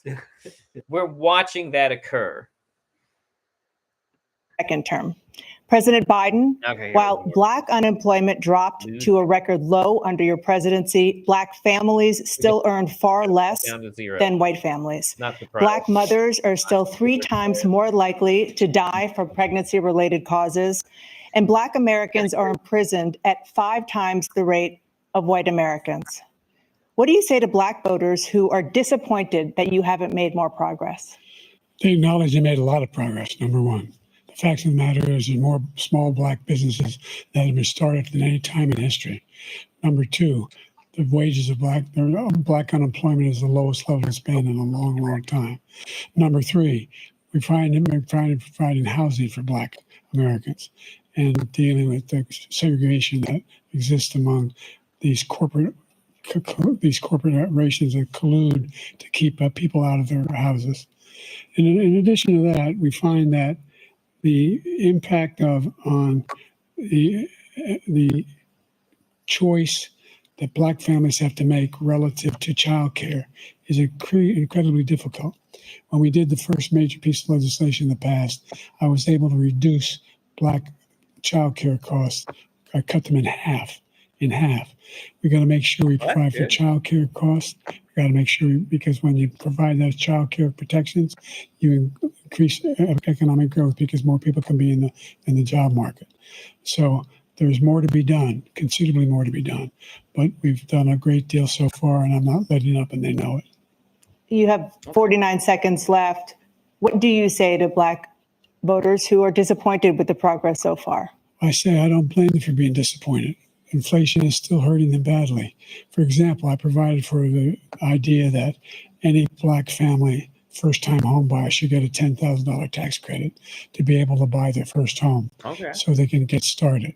I made sure that we're in a situation where all those Black families and those Black individuals who provided had to take out student loans that were ballooning, that if they were engaged in nursing, doctor, and anything having to do with volunteerism, if they paid their bills for 10 years on their student debt, all the rest is forgiven after 10 years. Millions have benefited from that. And we're going to do a whole lot more for Black families. Thank you, President Trump. And he caused the inflation. He's blaming inflation. And he's right. It's been very bad. He caused the inflation, and it's killing Black families and Hispanic families and just about everybody. It's killing people. They can't buy groceries anymore. They can't. You look at the cost of food where it's doubled and tripled and quadrupled. They can't live. They're not living anymore. He caused this inflation. I gave him a country with essentially no inflation. It was perfect. It was so good. All he had to do is leave it alone. He destroyed it with his Green New scam and all this money that's being thrown out the window. He caused inflation. As sure as you're sitting there, the fact is that his big kill on the Black people is the millions of people that he's allowed to come in through the border. They're taking Black jobs now, and it could be 18, it could be 19, and even 20 million people. They're taking Black jobs, and they're taking Hispanic jobs, and you haven't seen it yet, but you're going to see something that's going to be the worst in our history. Thank you. President Biden? That's him trying to... There was no inflation when I became president. You know why? The economy was flat on its back. 15% unemployment. He decimated the economy, absolutely decimated the economy. That's why there was no inflation at the time. There were no jobs. We've We provided thousands of millions of jobs for individuals who are in all communities, including minority communities. We made sure that they have health insurance. We have covered, if the ACA has increased, I made sure that they're $8,000 per person in a family to get written off for health care. But this guy wants to eliminate that. They tried 50 times. He wants to get rid of the ACA again. And they're going to try again if they win. You find ourselves in the position where the idea that we're not doing anything, we put more police on the street than any administration has. He wants to cut the cops. We're providing for equity and making sure people have a shot to make it. There's a lot going on, but in inflation, he caused it by his tremendous malfeasance in the way he handled the pandemic. Thank you. Another persistent challenge is the climate crisis. 2023 was the hottest year in recorded history, and communities across the country are confronting the devastating effects of extreme heat, intensifying wildfires, stronger hurricanes, and rising sea levels. Former President Trump, you've vowed to end your opponent's climate initiatives, but will you take any action as president to slow the climate crisis? Well, let me just go back to what he said about the police. No. How close the police are to Not him. even on that topic. Almost every police group in the nation from every state is supporting Donald J. Trump. Almost every police group. And what he's done to the Black population is horrible, including the fact that for 10 years he called them super predators. We can't, in the 1990s, we can't forget that. Super predators was his name, and he called it to them for 10, and they've taken great offense at it, and now they see it happening. But when they see what I did for criminal justice reform and for the historically Black colleges and universities, where I funded them and got them all funded, and the opportunity zones with Tim, as you know, Tim Scott was incredible. He did a great job, great senator from South Carolina. He came to me with the idea, and it was a great idea. It's one of the most successful economic development acts ever in the country, opportunity zones. And the biggest beneficiary are Blacks. And that's why we have the best numbers with them in maybe ever. They're saying ever. I read this morning where ever, the best numbers. He's lost much of the Black population because he's done a horrible job for black people. He's also done a horrible job for Hispanics. But wait till you see these millions of people pouring into our country, and they're going to take the jobs, and it's already started, and you haven't seen anything yet. It's a disaster. You've 38 seconds left. President Trump, will you take any action as president to slow the climate crisis? So I want absolutely immaculate clean water, and I want absolutely clean air, and we had it. We had H2O. We had the best numbers ever, and we were using all forms of energy, all forms, everything. And yet, during my 4 years, I had the best environmental numbers ever. And my top environmental people gave me that statistic just before I walked on the stage, actually. I don't know where the hell he's been. The idea that anything he said is true. I passed the most extensive climate change legislation in history. We find ourselves, and by the way, black colleges, I came up with $15 billion for HBCUs, historic black universities and colleges, because they don't have the kind of contributors that they have to build these laboratories and the like. Any black student is capable in college of doing what any white student can do. They just don't have the money, but now they'll be able to get those jobs in high tech. We're in a situation where the idea that he is claiming to have done something that had the cleanest water, he hadn't done a damn thing for the environment. He pulled out of the Paris Peace Accord, Climate Accord. I immediately joined it because if we reach 1.5 degrees Celsius at any one point, there's no way back. The only existential threat to humanity is climate change. And he didn't do a damn thing about it. He must undo all that I've done. The Paris Accord was going to cost us $1 trillion, and China nothing, and Russia nothing, and India nothing. It was a ripoff of the United States. And I ended it because I didn't want to waste that money because they treat us horribly. We were the only ones who was costing us money. Nobody else was paying into it. And it was a disaster. But everything that he said just now, I'll give you an example. I heard him say before insulin. I'm the one that got the insulin down for the seniors. I took care of the seniors. What he's doing is destroying all of our medical programs because the migrants coming in, they want everybody. And look, I have the biggest heart on the stage. I guarantee you that. Only affected insulin that was distributed through very narrow circumstances. What he did not affect the entire industry when it came to insulin. It was only through I forget what it was. It was some organization, and it's an organization. There was a problem with it too. It's just not true.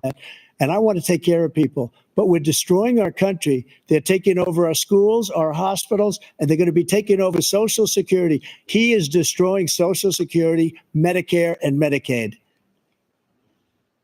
How? The idea is that we, in fact, we were the only ones of consequence who are not members of the Paris Accord. How can we do anything? We've not able to, the United States can't get its pollution under control. One of the largest polluters in the world, number one. We're making significant progress. By 2035, we will have cut pollution in half. We have made significant progress, and we're continuing to make progress. We set up a climate corps for thousands of young people to learn how to deal with climate, just like the Peace Corps. And we're moving in directions that are going to significantly change the elements of cause of pollution.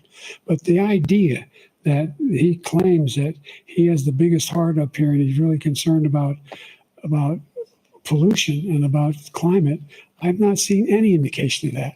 And by the way, with regard to prescription drugs, one company agreed that they would reduce the price to $35, which I was calling for, one, voluntarily. I made sure every company in the world, every pharmaceutical company, cannot have to pay. Thank you.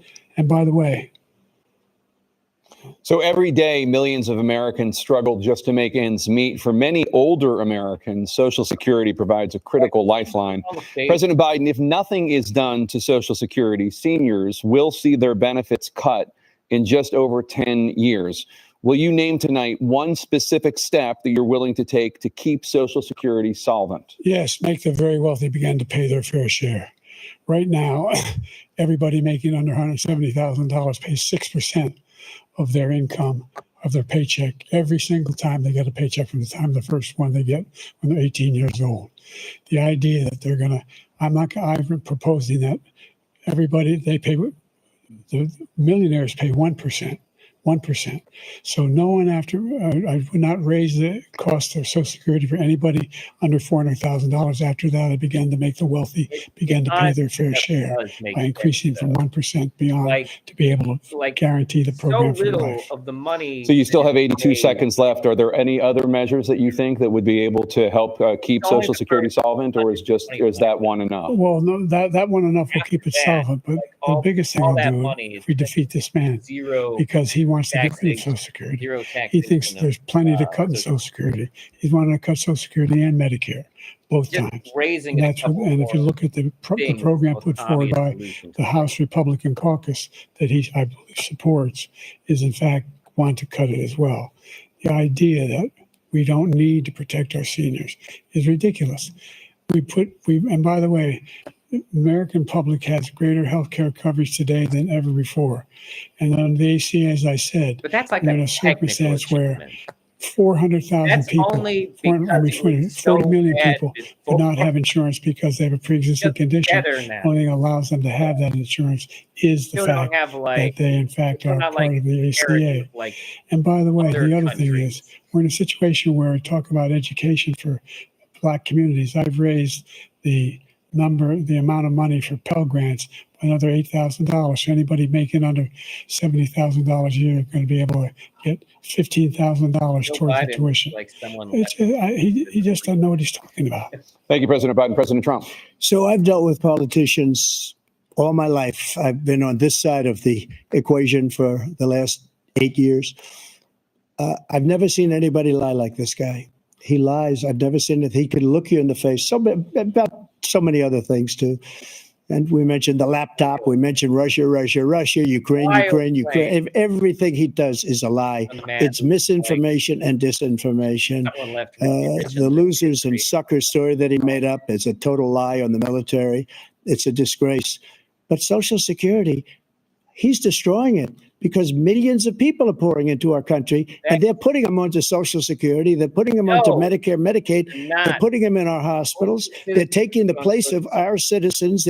What they're doing to the VA, to our veterans, is unbelievable. Our veterans are living in the street, and these people are living in luxury hotels. He doesn't know what he's doing, and it's really coming back. I've never seen such anger in our country before. President Biden? The idea that veterans are not being taken care of, I told you before. And by the way, when I said suckers and losers, he acknowledged after that he fired that general. That general got fired because he's the one that acknowledged that that's what he said. He was the one standing with Trump when he said it, number one. Number two, the idea that we're going to be in a situation where all of these millions and millions, the way he talks about it, illegal aliens are coming into the country and taking away our jobs. There's a reason why we have the fastest growing economy in the world. The reason why we have the most successful economy in the world. We're doing better than any other nation in the world. And by the way, those 15 Nobel laureates he talked about being phony, those 15 Nobel laureates, economists, they all said that if Trump is reelected, we're likely to have a recession and inflation is going to increasingly go up. And by the way, worst president in history, 159 presidential scholars voted him the worst president in the history of the United States of America. President Biden, thank you so much. Let's turn to the cost of child care, which many American families struggle to afford. President Trump, both you and President Biden have tried to address this issue, but the average cost of child care in this country has risen to more than $11,000 a year per child. For many families, the cost of child care for 2 children is more than their rent. In your second term, what would you do to make child care more affordable? Just to go back, the general got fired because he was no good. And if he said that, that's why he made it up. But we have 19 people that said I didn't say it, and they're very highly respected, much more so than him. The other thing is, rebuttaling. He doesn't fire people. He never fired people. I've never seen him fire anybody. I did fire a lot. I fired Comey because he was no good. I fired a lot of the top people at the FBI, drained the swamp. They were no good. Not easy to fire people. You'd pay a price for it, but they were no good. I inherited these people. I didn't put him there. I didn't put Comey there. He was no good. I fired him. This guy hasn't fired anybody. He never fires. He should have fired every military man that was involved with that Afghan the Afghanistan horror show, the most embarrassing moment in the history of our country. He didn't fire. Did you fire anybody? Did you fire anybody that's on the border that's allowed us to have the worst border in the history of the world? Did anybody get fired for allowing 18 million people, many from prisons, many from mental institutions? Did you? The reason the border is so bad doesn't even have that much to do with current American policy. It actually probably has more to do with like previous American policies from like the 60s and 70s when we destabilized those South American countries. The border's so bad because a bunch of refugees are fleeing countries that are having lots of economic problems at this specific time.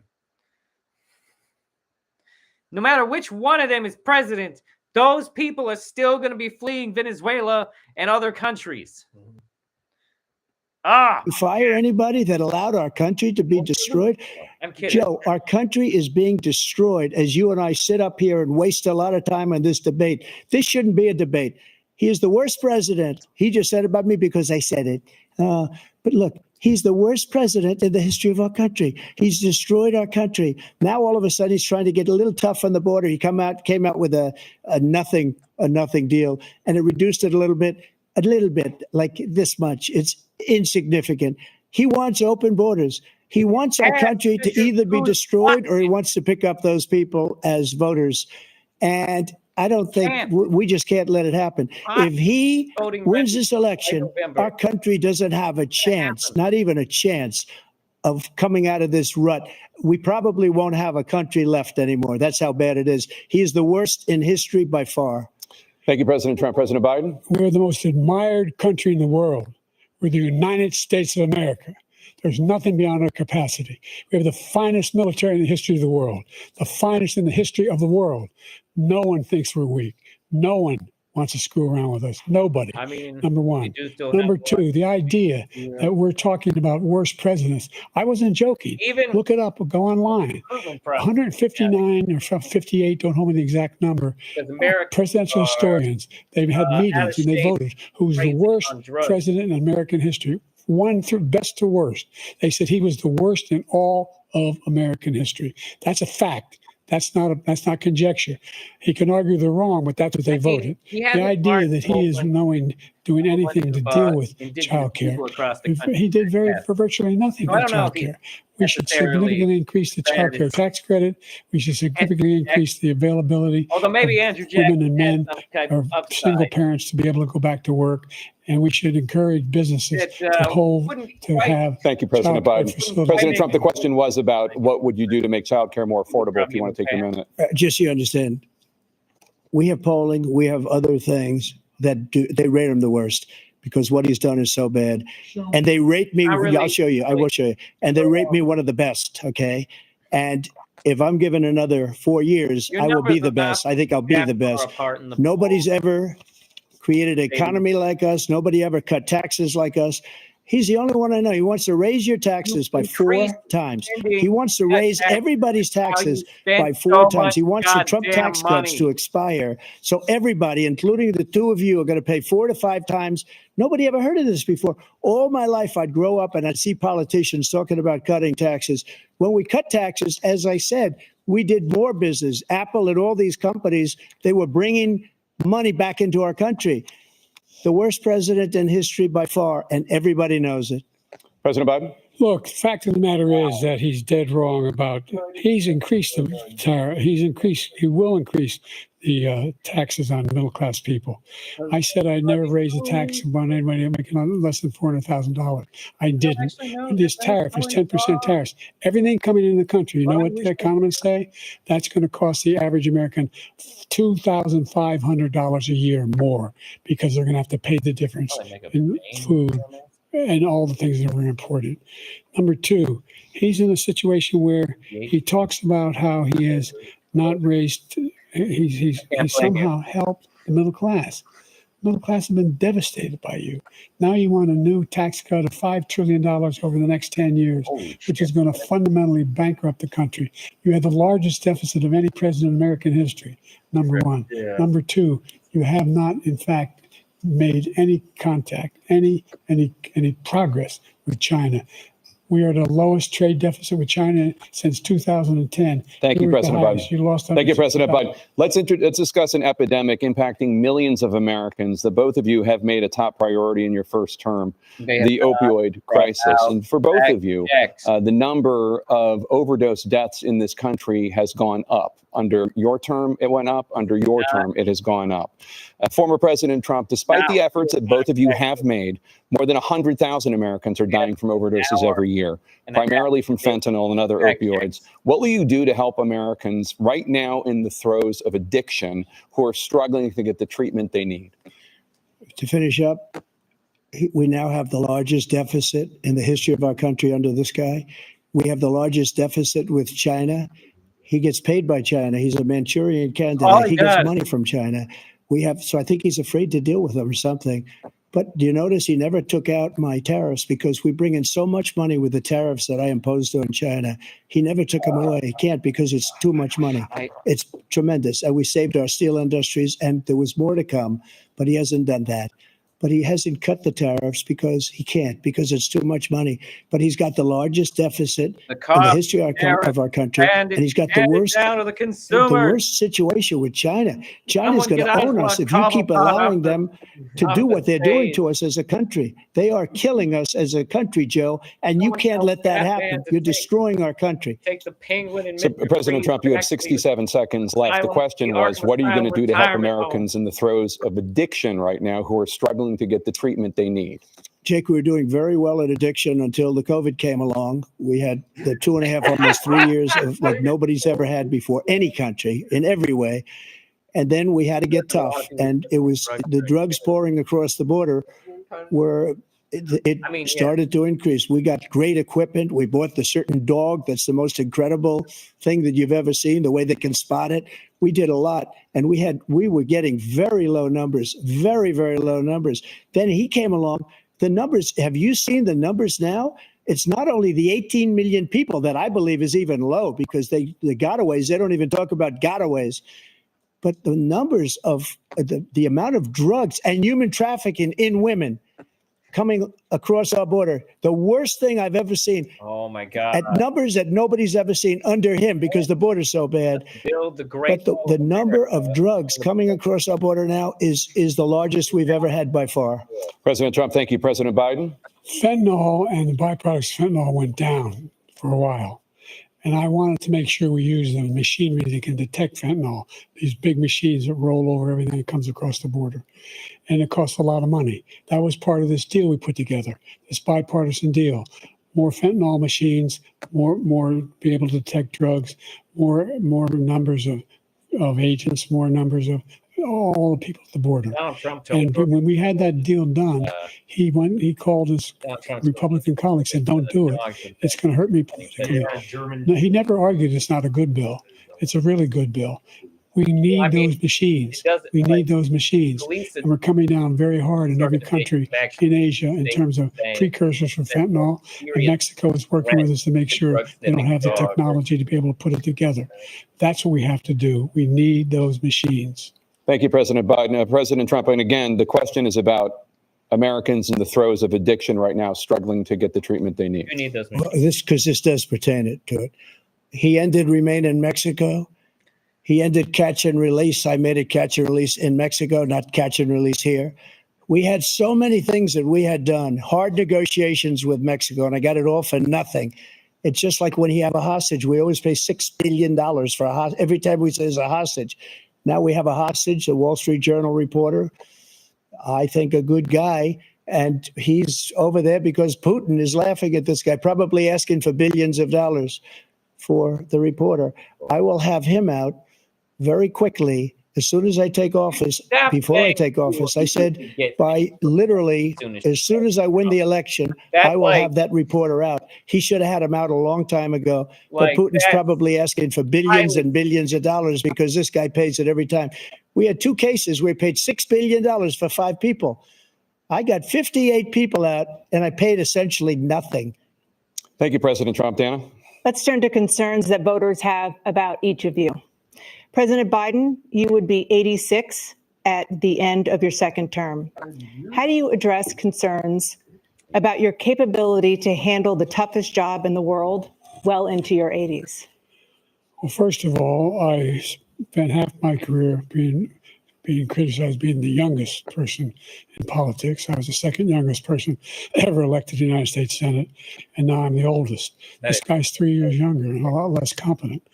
I think that just look at the record. Look at what I've done. Look how I've turned around the horrible situation he left me. As I said, 15 million new jobs, 800,000 manufacturing jobs, more investment in America, over billions of dollars in private investment in enterprises that we are growing. By the way, we brought an awful lot of people. Well, the whole idea of computer chips, we used to have 40% of the market. We invented those chips, and we lost it because he was sending people to find the cheapest jobs overseas and to bring home a product. So I went to South Korea. I convinced Samsung to invest billions of dollars here in the United States. And guess what? Those fabs, they call them, to build these chips, those fabs pay over $100,000. You don't need a college degree for them. And there's billions, about $40 billion already being invested and being built right now in the United States, creating significant jobs for Americans from all over the world. Yeah. President Biden, you have 40 seconds left. Would you like to add anything? Yeah, I would. The idea that somehow we are this failing country. I never heard a president talk like this before. We're the envy of the world. Name me a single major country president who wouldn't trade places with the United States of America for all our problems and all our opportunities. We're the most progressive country in the world in getting things done. We're the strongest country in the world. We're a country in the world who keeps our word, and everybody trusts us. All of our allies and those who he coddles up to, from Kim Jong-un, he sends love letters to, and Putin, etc. They don't want to screw around with us. Thank you. Former President Trump, to follow up, you would be 82 at the end of your second term. What do you say to voters who have concerns about your capabilities to serve? Well, I took 2 tests, cognitive tests. I aced them, both of them, as you know.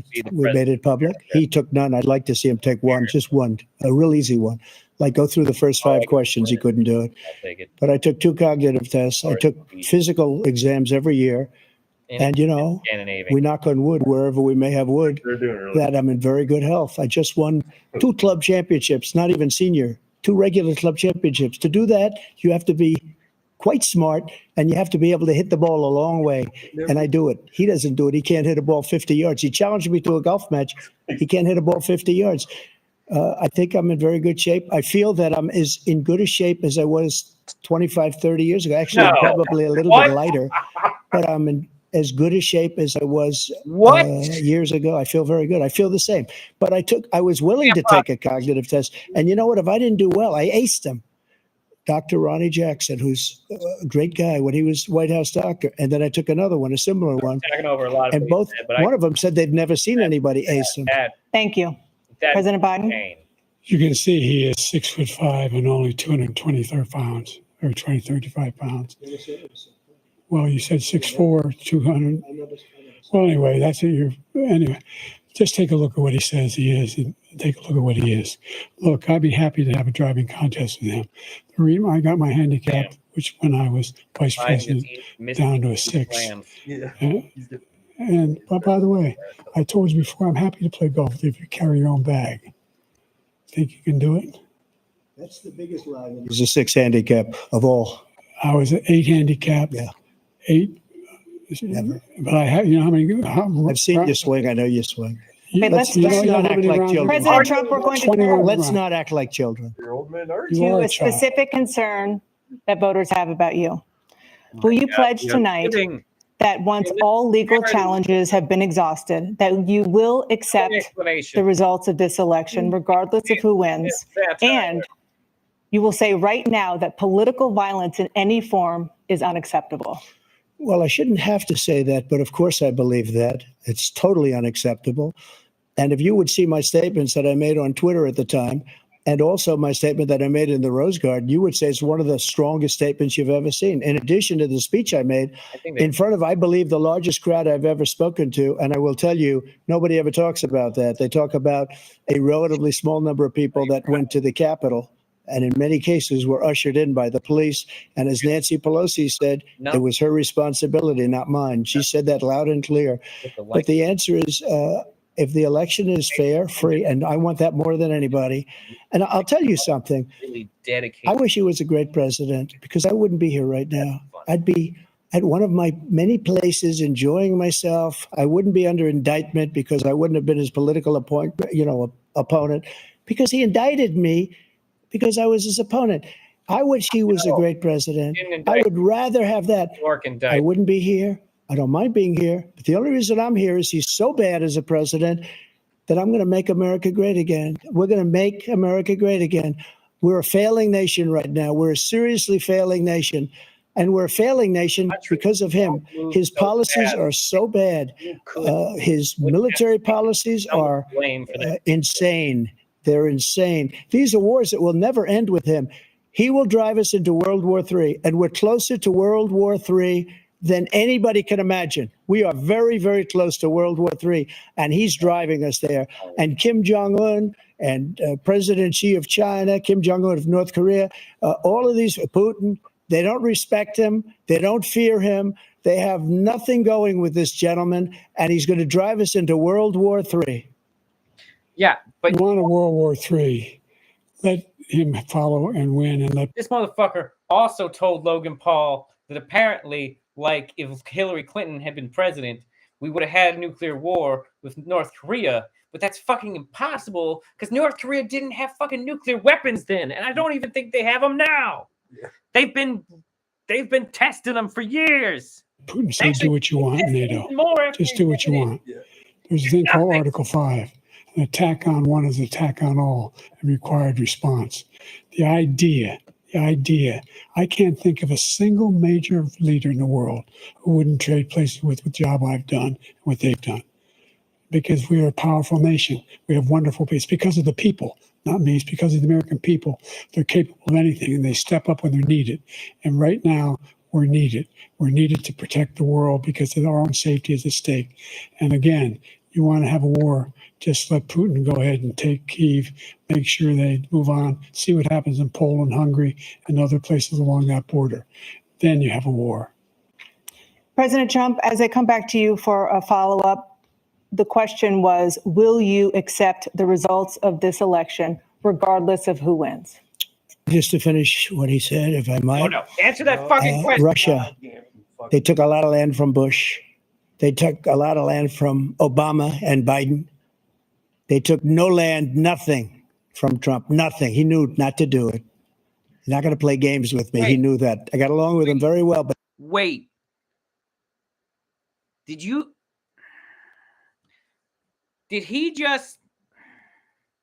does he not know when 2014 was?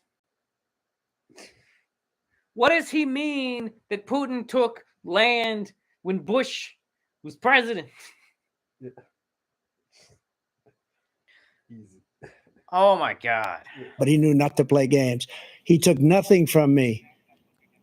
But now he's going to take the whole thing from this man right here. That's a war that should have never started. It would have never started ever with me. And he's going to take Ukraine. And, you asked me a question before, would you do this? He's got us in such a bad position right now with Ukraine and Russia, because Ukraine's not winning that war. He said, I will never settle until such time. They're running out of people. They're running out of soldiers. They've lost so many people. It's so sad. They've lost so many people, and they've lost those gorgeous cities with the golden domes that are 1,000 years old, all because of him and stupid decisions. Russia would have never attacked if I were president. president. Trump, the question was, will you accept the results of the election, regardless of who wins? Yes or no, please. If it's a fair and legal and good election, absolutely. I would have much rather accepted these, but the fraud and everything else was ridiculous. And if you want, we'll have a news conference on it in a week, or we'll have another one of these in a week. But I will absolutely, there's nothing I'd rather do. It would be much easier for me to do that than I'm running again. I wasn't really going to run until I saw the horrible job he did. He's destroying our country. I would be very happy to be someplace else, in a nice location someplace. And again, no indictments, no political opponent stuff, because it's the only way he thinks he can win. But unfortunately, it's driven up my numbers and driven them up to a very high level because the people understand it. Well, let's see what your numbers are when this election is over. Let's see. You're a whiner. When you lost the first time, you continued, you appealed and appealed to courts all across the country. Not one single court in America said any of your claims had any merit, state or local, none. But you continue to provoke this lie about somehow there was all this misrepresentation, all this stealing. There is no evidence of that at all. And I tell you what, I doubt whether you'll accept it because you're such a whiner. The idea, if you lose again, you accepting anything, you can't stand the loss. Something snapped in you when you lost the last time. We'll be right back with more from the CNN presidential debate, live from Georgia. Wow. What the fuck? Oh my God. How are you holding up? Surprisingly well, considering how just old man. Four families shattered. We've made. Did you ever have these problems before the derailment? Oh my God. All right. How far behind real time am I? Oh, well, it's actually only like a minute or two. Okay. Oh man, though. This, I mean, it is the funniest debate I've ever seen. Yeah. I don't know if that's good. In fact, it's probably terrible that it's so funny. But it is funny. We're just watching two old men be incredibly fucking bitchy at each other. Like that's nuts. That shit is nuts. I just, yeah.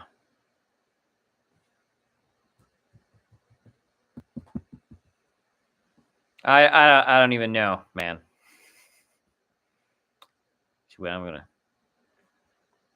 I might test something here.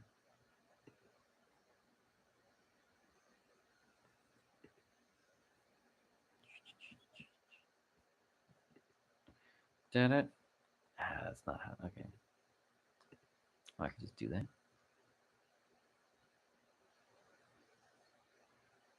All these ads. All these ads. I'm probably using up all my bandwidth. Wait a minute. Okay. So I got an ad. Okay, well, I thought I skipped through most. Okay, where is it? Where is it? Where is it? Okay. Space tourism, the next great leap. Oh, good God.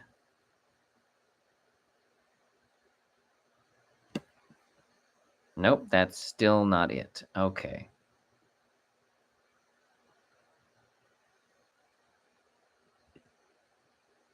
God damn it. Ah. Because of the debacle he left after the way he handled the pandemic. And he finds himself in a position where he now wants to tax you more by putting a 10% tariff on everything that comes into the United States of America.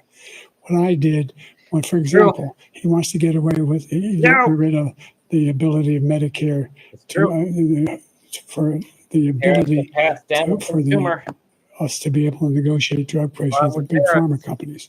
Well, guess what? We got it down to $35 for insulin instead of $400. No more than $2,000 for every senior, no matter how much prescription they need. You know what that did? That reduced the federal debt by $160 billion over 10 years because the government doesn't have to pay the exorbitant prices. I'm going to make that available to every senior. All along, it's happening now, and everybody in America. He wants to get rid of that. I'm going to make sure that we have child care. We're going to significantly increase the credits people have for child care. I'm going to make sure we do something about what we're doing on lead pipes and all the things that are causing health problems for people across the country. we're going to continue to fight to bring down inflation and give people a break. Thank you, President Biden. President Trump, you now have 2 minutes for your closing statement. Like so many politicians, this man is just a complainer. He said, we want to do this, we want to do that, we want to get rid of this tax, that tax. But he doesn't do anything. He doesn't do, all he does is make our country unsafe by allowing millions and millions of people to pour in. Our military doesn't respect him. We look like fools in Afghanistan. We didn't stop Israel. It was such a horrible thing that would have never happened. It should have never happened. Iran was broke. Anybody that did business with Iran, including China, they couldn't do business with the United States. They all passed. Iran was broke. They had no money for Hamas or Hezbollah, for terror, no money whatsoever. Again, Ukraine should have never happened. He talks about all this stuff, but he didn't do it. For 3.5 years, we're living in hell. We have the Palestinians and we have everybody else rioting all over the place. You talk about Charlottesville. This is 100 times Charlottesville, 1,000 times. The whole country is exploding because of you, because they don't respect you, and they have to respect their president, and they don't respect you throughout the world. What we did was incredible. We rebuilt the military. We got the largest tax cut in history, the largest regulation cut in history. The reason he's got jobs is because I cut the regulations that gave jobs, but he's putting a lot of those regulations back on. All of the things that we've done, nobody's never seen anything like, even from a medical standpoint, right to try, where we can try space age materials instead of going to Asia or going to Europe and trying to get, when you're terminally ill, now you can go and you can get something. You sign a document. They've been trying to get it for 42 years. But you know what we did for the military was incredible. Choice for our soldiers, where our soldiers, instead of waiting for 3 months to see a doctor, can go out and get themselves fixed up and readied up and take care of themselves, and they're living. And that's why I had the highest approval rating in the history of the VA. So all of these things, we're in a failing nation, but it's not going to be failing anymore. We're going to make it great again. Thank you, former President Trump. President Biden, is just like, stay with us because we have full analysis of this debate. Absolutely. Anderson Cooper and Aaron Burnett starts now on CNN. Oh, is it over? And so the first presidential debate of the 2024 election season is in the books. As you witnessed, President Biden opening this debate and continuing with a very shaky voice, a raspy voice that we have learned from advisors close to him that apparently he's had a cold for the past several days. But he also had a number of wandering answers during this debate. He had a number of facts and accomplishments that he wanted to touted, but I think his voice and sometimes was distracting from that. President Trump offered repeated lies and exaggerations, but then President Biden failed to fact check Trump most of the time. We've got our entire panel here tonight to discuss what we witnessed. John Dickerson, I'll start with you. For the majority of Americans who don't want this choice, the debate met those expectations. I think you characterized it correctly. What we heard about President Biden is people who know him said, when he was underestimated in the 2020 campaign, people said, look to his convention speech and he exceeded expectations. They said, look to his State of the Union addresses when he exceeded expectations. On the debate stage, he came in well under expectations, both as a matter of performance and as arguing for why his vision for the future is better. As you mentioned, Donald Trump gave fantastical, delusional answers on January 6th, on Charlottesville, on what he said about the theft of the last election. And that matters because he's trying to convince people who saw things with their own eyes that what they saw was not so. And part of being president is seeing things clearly. So how the voters will make something of this. Okay. All right. I think that's enough of that. Yeah. Let's collect our final thoughts here. Wow, that was alarming. Like, that was rough. Yeah, I knew it was going to turn into two old men arguing, but it just immediately went to that. There was no pretense of decorum. It was just, fuck you, you're the sucker, my son. You leave my crackhead son alone. Yeah, no, and like I am so profoundly bothered by like just everything about Trump. like it didn't feel like a real debate. Like it was just them like going back and forth. And like Trump is a Weasley fuck. I mean, my God. The whole thing where like he would just sneak in more like Biden would get his rebuttal time, and then Trump, instead of answering whatever question he's been asking, he just sneaks in more rebuttal time. Oh, I hated it. I hated it so much. He's done that before, but this time it's just even worse. And like Trump just stuck on all his own talking points. He refused to answer so many of the frigging questions. Oh my God. It just, yeah. Wow. The whole thing. Just, wow. I don't even.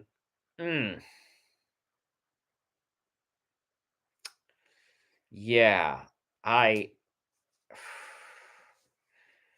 Bro, I'm very afraid of what the average middle of the road uncommitted voter is going to take away from this. Yeah.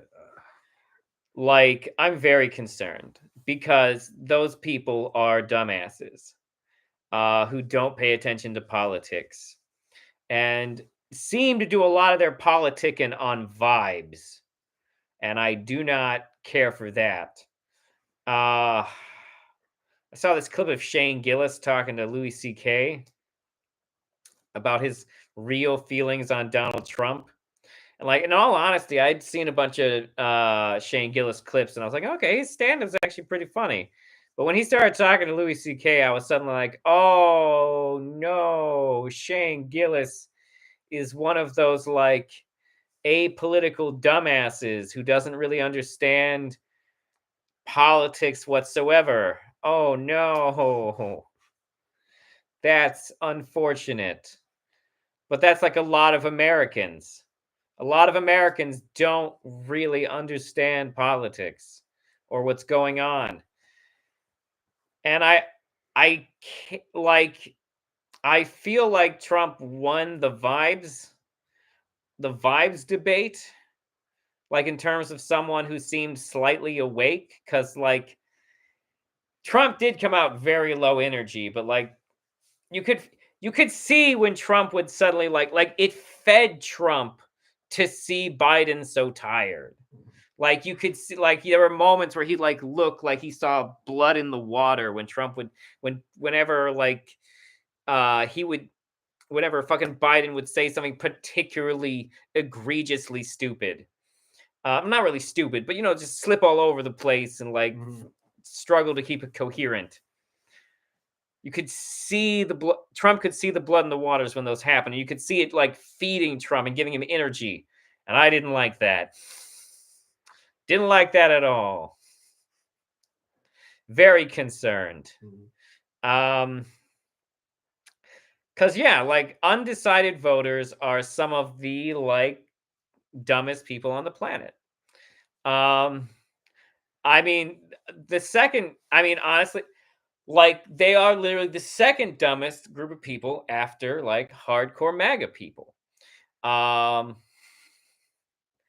And so like, yeah, because at least other types of conservatives have beliefs that motivate them. And those beliefs aren't, oh my God, QAnon's trying to save us from the baby eating cult. Quickly, put on your tinfoil cap. We must get our glorious leader Trump into office. Hey, isn't a lot of this stuff that we're talking about really just really old anti-Semitic conspiracy theories sort of plastered together with the Jew part being quiet? Maybe. Oh, you QAnon, you sons of bitches. Yeah, no, I will say that I did think that Biden, for lack of a better term, made more coherent arguments or like more like quantifiable statements but his voice was so old man needs a throat lozenge that like I can't help but feel like that's going to undermine him to like the more vibes based Americans. Yeah. Because he did seem old as fuck. Old, yeah. He seemed so fucking old. And I mean, like, Trump didn't come off young. Oh my God, Trump's statements on his health were wild. Like, what? Do you believe that, Trump? Like, if Trump actually believes that, then that is even wilder. Yeah. Like, just absolutely, dear God, what? Unimaginable.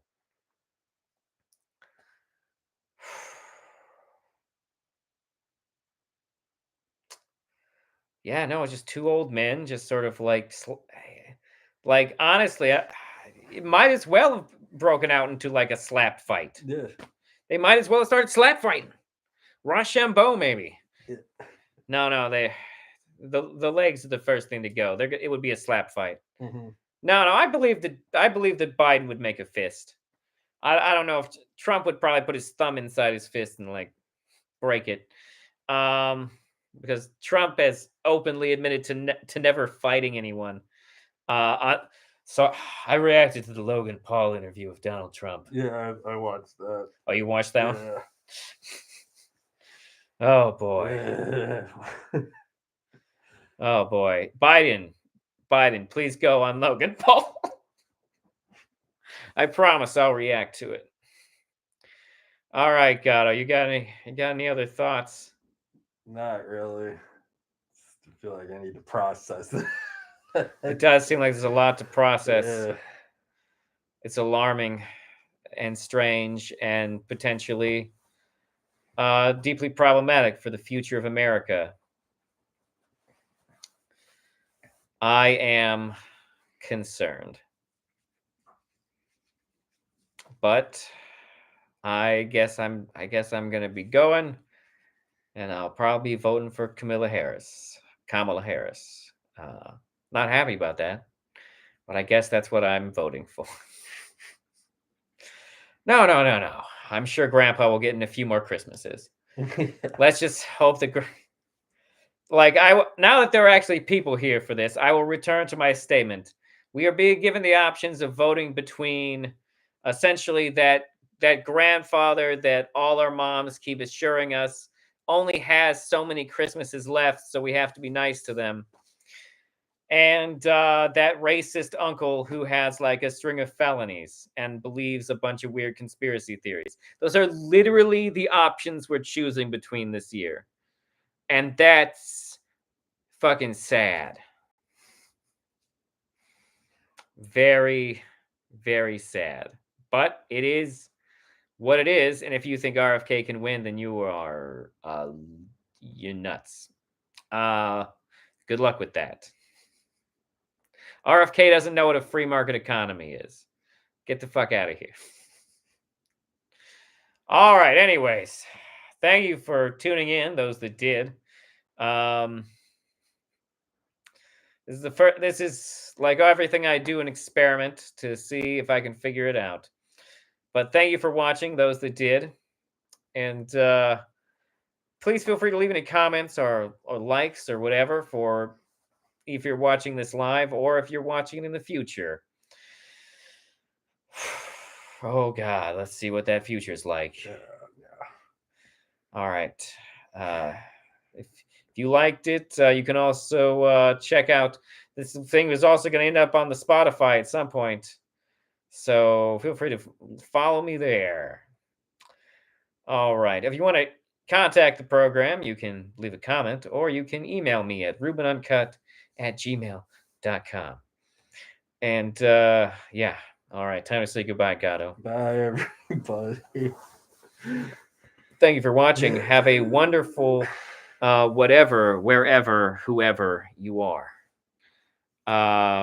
It's that button. Oh, it's a 2-button process.